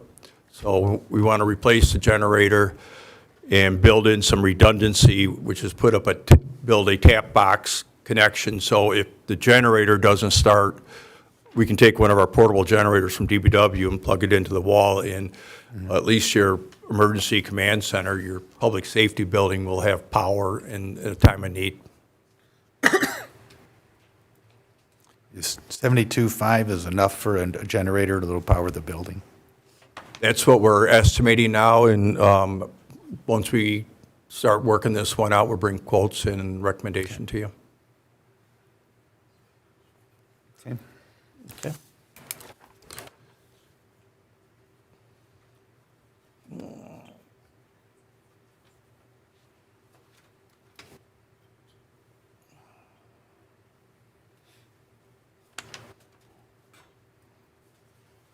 This is our roads capital improvement plan, and I think that's the top of the CIP page. And again, I'm sorry that don't have this in a particular order or more detailed for you.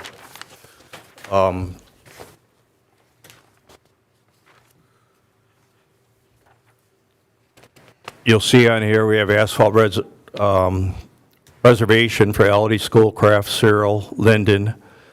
And then next year, you got Grove and Callahan, and the following year, talking Kendall, Dana, and these were coordinated with water main projects and storm replacement also. So.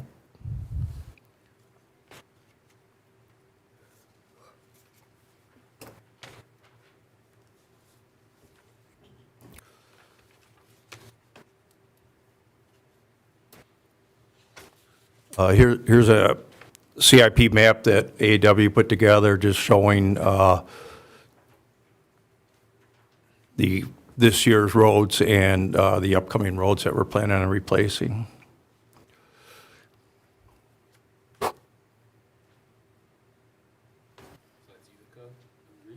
Yeah, that's federal. Yeah, I think Utica's slated for 27, 28, and there's a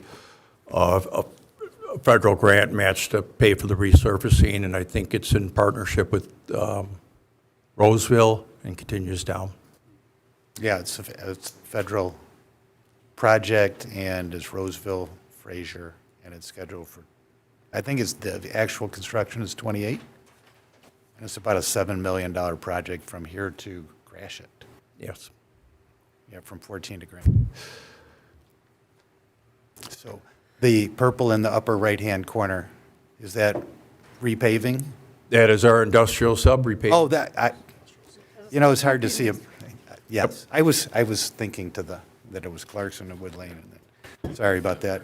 There's another look at the staging plan where they're at, and currently they're working on Dorica with pavement removals in that green, and are working at the deceleration lane on 15 Mile Road for Commerce. Yep, I saw they were working on water mains too. Yes. Good. Is that project going pretty smooth so far? It is going smooth so far. I could say Mark Anthony is the contractor, and he's just an awesome project manager, having open communications, handling all the business calls, talking to the businessmen, doing all the coordination. I'm very impressed with his project management skills.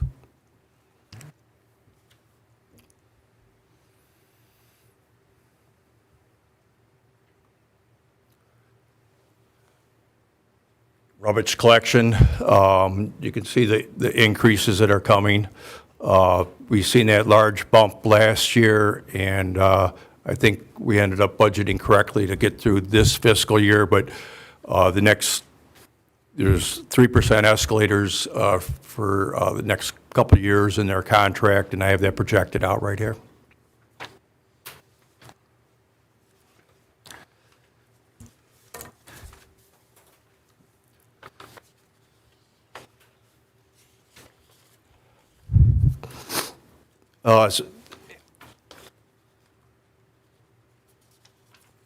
Senior housing, this is on the capital improvement plan too.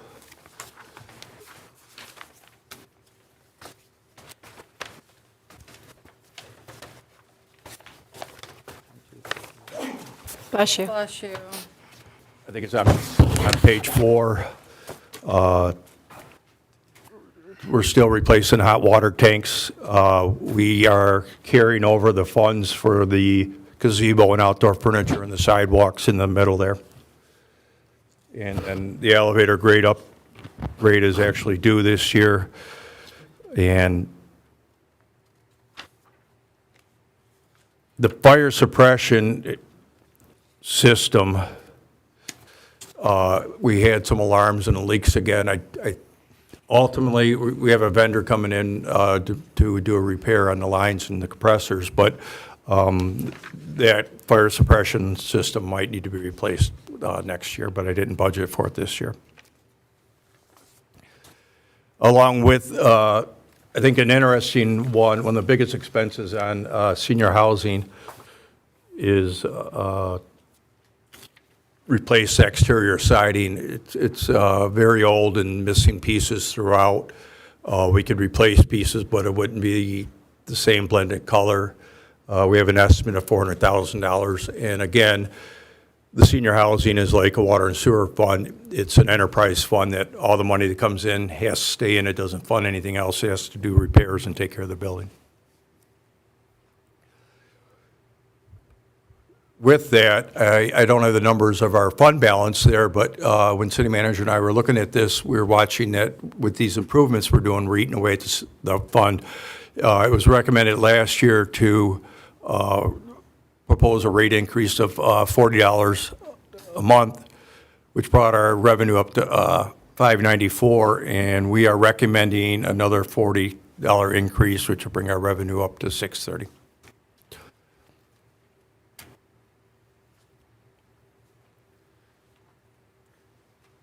But all the decks, the windows have been replaced. The windows have been Parking lots replaced, replaced, most of I mean, these HVAC units, and I still have the front main doors that we're trying to get off the ground that was budgeted for this year to replace those, so. I mean, on the outside, pretty much everything will be Yes. much new once the siding's done, right? Yes. This is our water and sewer wholesale cost. Great Lakes Water Authority increased our wholesale water cost by 5.8%. They also raised the sewage fixed cost by 4.4%. We have an intermediate between us and Great Lakes Water Authority called MID, and MID was able to absorb a good portion of that 4.4% increase and lowered it to 2.7%. But you can see our costs are going up for our water and sewer. The wholesale prices, you're looking at 1.5 million, 1.6 million, just steadily going up. And then the same with the sewage costs. What's what? What's the real low column? In the middle, the blue. The blue column? Yeah. I don't have this in front of me, so. That is that's I should have made them match, but that was our year-to-date spent on January 31st. Okay. So it's part of my looking back and see where we're at halfway there when we're planning on it again. And I really didn't need it in the slide, but that stayed in the slide. I won't belabor this. What's the cost? What we're expecting next year for water usage? How much total? Like 1.8 million, 1.9 million for wholesale water? Wholesale water. And you will be having a visit from John Kazar, the water model, to discuss the rates and the costs and everything in here. And with the 5.8% increase, I'm estimating at $1.6 million wholesale Okay, costs. for usage costs, and then fixed costs do you have a number on that? I know it's probably in the budget here, but I don't have that number on me. I'll find it. I just want to know how much we're paying. People say, why is our water bill the way it is? And I tell them that over 50% of our money goes directly to someone else to pay for water and pay for sewer. Yeah. And then we have debt service, and then we have capital improvements and paying people to fix water main breaks and do the rest of the work. Yes, I was, didn't feel confident enough to present it tonight, but I did a pie chart showing how much is going to debt service, how much is for capital improvement, how much is wholesale. But I think it was like around 66% was wholesale cost and capital improvements. No, I think it's wholesale debt. And then Maybe, and debt was way up there too. yeah, But most of the money goes out. We write checks to other people for that stuff. absolutely. And then there's operations cost. And the operation repairs, administrative costs is just such a slim piece of that pie. It's just, as the mayor stated, this is obligations that we have when we buy water.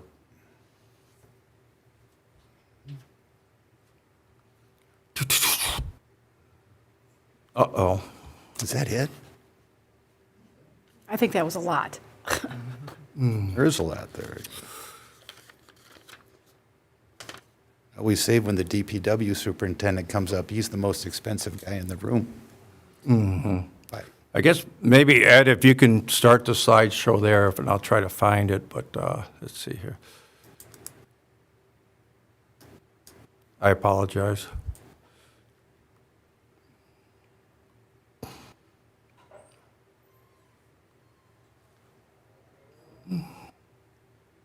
What's he doing? That isn't what he wanted. Oh, there it goes. Okay, very good. Magic. Thank you. Okay, senior housing, I did get it back up here. Let's see.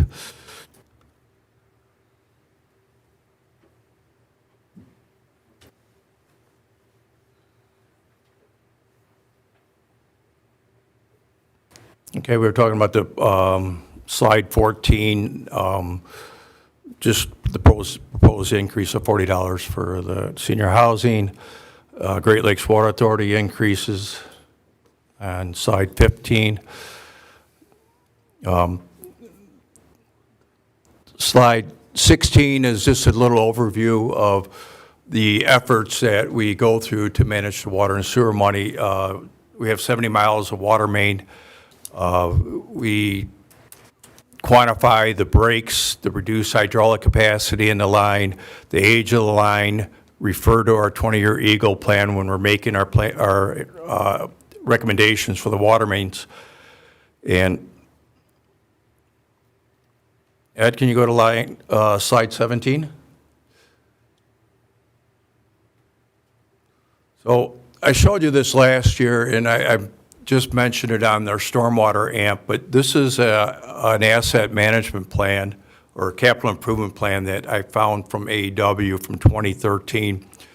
And if you notice, a lot of these names on these streets, last year I put this yellow highlighted section in there, but if you look, Kingston was scheduled for replacement in 2016. I don't know where the disconnect happened between these projects moving forward, but when you don't follow your capital improvement plans, then you're moving down and things are piling up.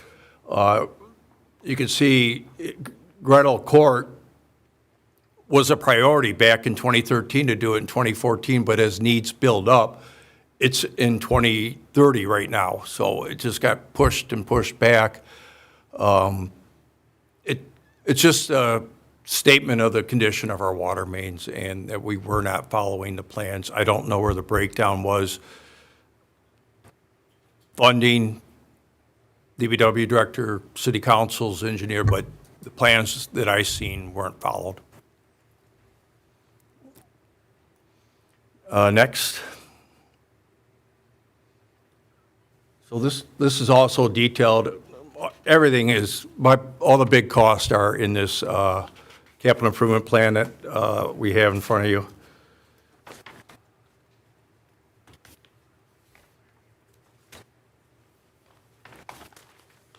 But it breaks down the cost of the water mains we're putting in at Ality, Schoolcraft, and Vernetta, and the coordination and what we have coming up ahead.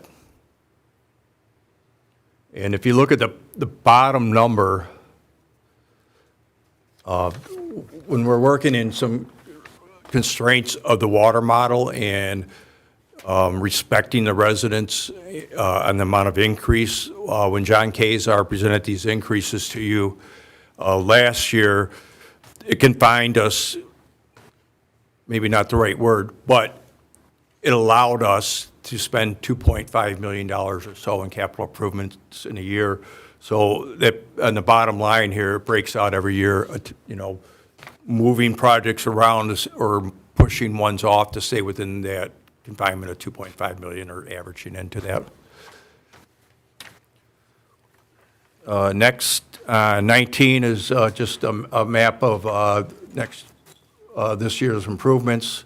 You can see Fruhoff, there was a piece of water main on a gap where it didn't connect to Masonic, which is huge to have loop water mains and increase your firefighting flow. So That's being proposed in the other streets right here.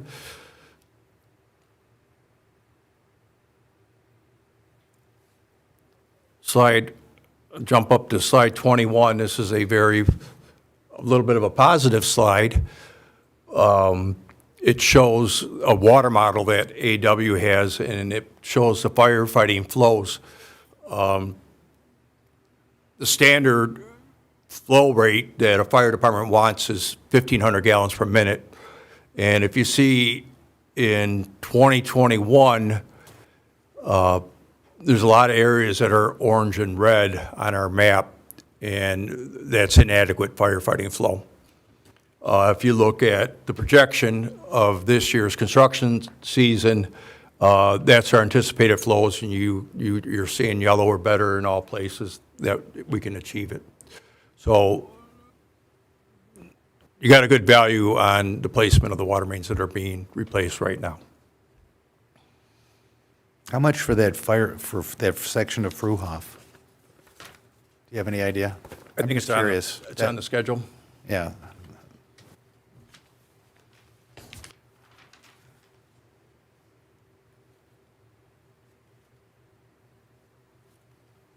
$245,000. Okay. Because there was a consideration of looping that through Hinds over to, what's the name of Joe? What was Joe's? Stefano? Yeah, to Stefano Court. There was a way to possibly loop that at 80,000. But that was 8 years ago, so it's probably 150 now. Who knows? So, I remember that, and I'm glad to see those fire flows are much better, or going to be very soon. Going to be very soon. I heard rumors, what's the street north of Kingston? We've had issues. Luce? No, Luxembourg. Luxembourg. Anybody live there? But we've had some suspect fire flows in the past.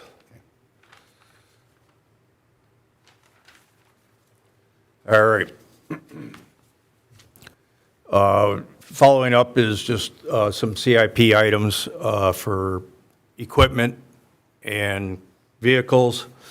We're looking to purchase a couple attachments for our backhoe, which is a hydraulic concrete breaker attachment for $17,000 and a hydraulic plate compactor for $12,000. And also, we budgeted to replace one of our lawn mowing trailers. Vehicle CIP is at the bottom of this page, and I didn't put a lot of notes on there, but replace our Sterling 5-yard dump, which is a 2000 model. The chassis is all rusted out. We have a lot of electrical components. We cannot get replacement parts. We propose replacing that with let me jump ahead to slide 25, if it could. Just want to show you that we do have a plan, a 5-year plan on what needs to replace what year, and try to be fiscally responsible. And you'll notice some of the newer stuff's not on that schedule, but we're attacking the older items first, which you see truck 10 up there is on our schedule for 26, 27, and then that's been updated, but we're getting rid of one of the Rams this year too and replacing it with or requesting to replace it with a pickup truck. So the $300,000 to replace that dump truck is a piece of equipment called a swap loader, and a lot of DPWs use these now. It changes your truck to a multifunctional piece of equipment that you can put an attachment on the back for spraying, or you can put an attachment on the back for a flatbed, or you can have an attachment that goes onto the back for it to be a dump truck. And it's a very versatile machine. And then if you looked at that 2000 truck, it only had 39,000 miles because it had limited use and we're a small city.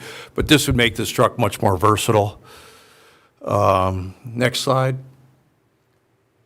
That's just some pictures of the truck 10 and the condition it's in right now. And this is what the swap loader looks like. It's a chassis where you can interchange a forklift or a dump truck on there. You know, you have the sprayers, flatbed, a salter, you just easily pick that up, hook it, and put it back on. It really diversifies and improves efficiency in your fleet.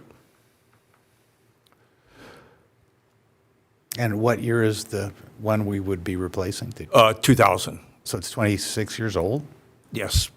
It's the one with the picture with the rusted out wheels and it's a terrible, I mean, the comfort to our guys is something, but it's the last truck to go out of our shop. Nobody wants to drive. It's very rough routing. They don't feel the suspension safe or the steering mechanisms. It's a last resort. So that is my slideshow. I'm slightly embarrassed because I'm usually a lot more prepared than this, but I am open to any questions you have on the CIP plans. I hate to be the bearer of the bad news on the storm and the other improvements, but I felt a responsibility to make sure the elected officials know. I respect the truth. It's whether we want to hear it or not, we need people that are willing and are direct in telling us what you believe is necessary. We will find a way to do some things, hopefully. Yep. But what I see is that our needs far exceed our ability to pay. And so choices must be. It's a tough spot. It is. Any questions for Rob tonight? I assume we can direct questions through the city manager if we have them, and you'll get those to the appropriate department heads. Sorry, I missed slide 23. It's just brief. All It is right. brief. Hey, you worked so hard on it. Show us slide 23 too. Show us slide 23, but, we are also, I didn't want to just slip it in without an explanation, but we're requesting additional part-time DPW guy. Their rate is $20 an hour or $34,000 a year. Some of the justifications is the need, if we're going to be doing baseball field maintenance. We do take great pride in our parks, and these guys are worked hard and very efficient, and it's my recommendation. And the city manager agreed to budget for this, and it's in front of you. I just wanted to make sure you know. Thank you. Approving the budget, you have this. Can you send us this? Yes. Okay, I don't think we've got, anybody else received that? I haven't, but I would like to have it as Yes. part of this package. Thank you. Any questions?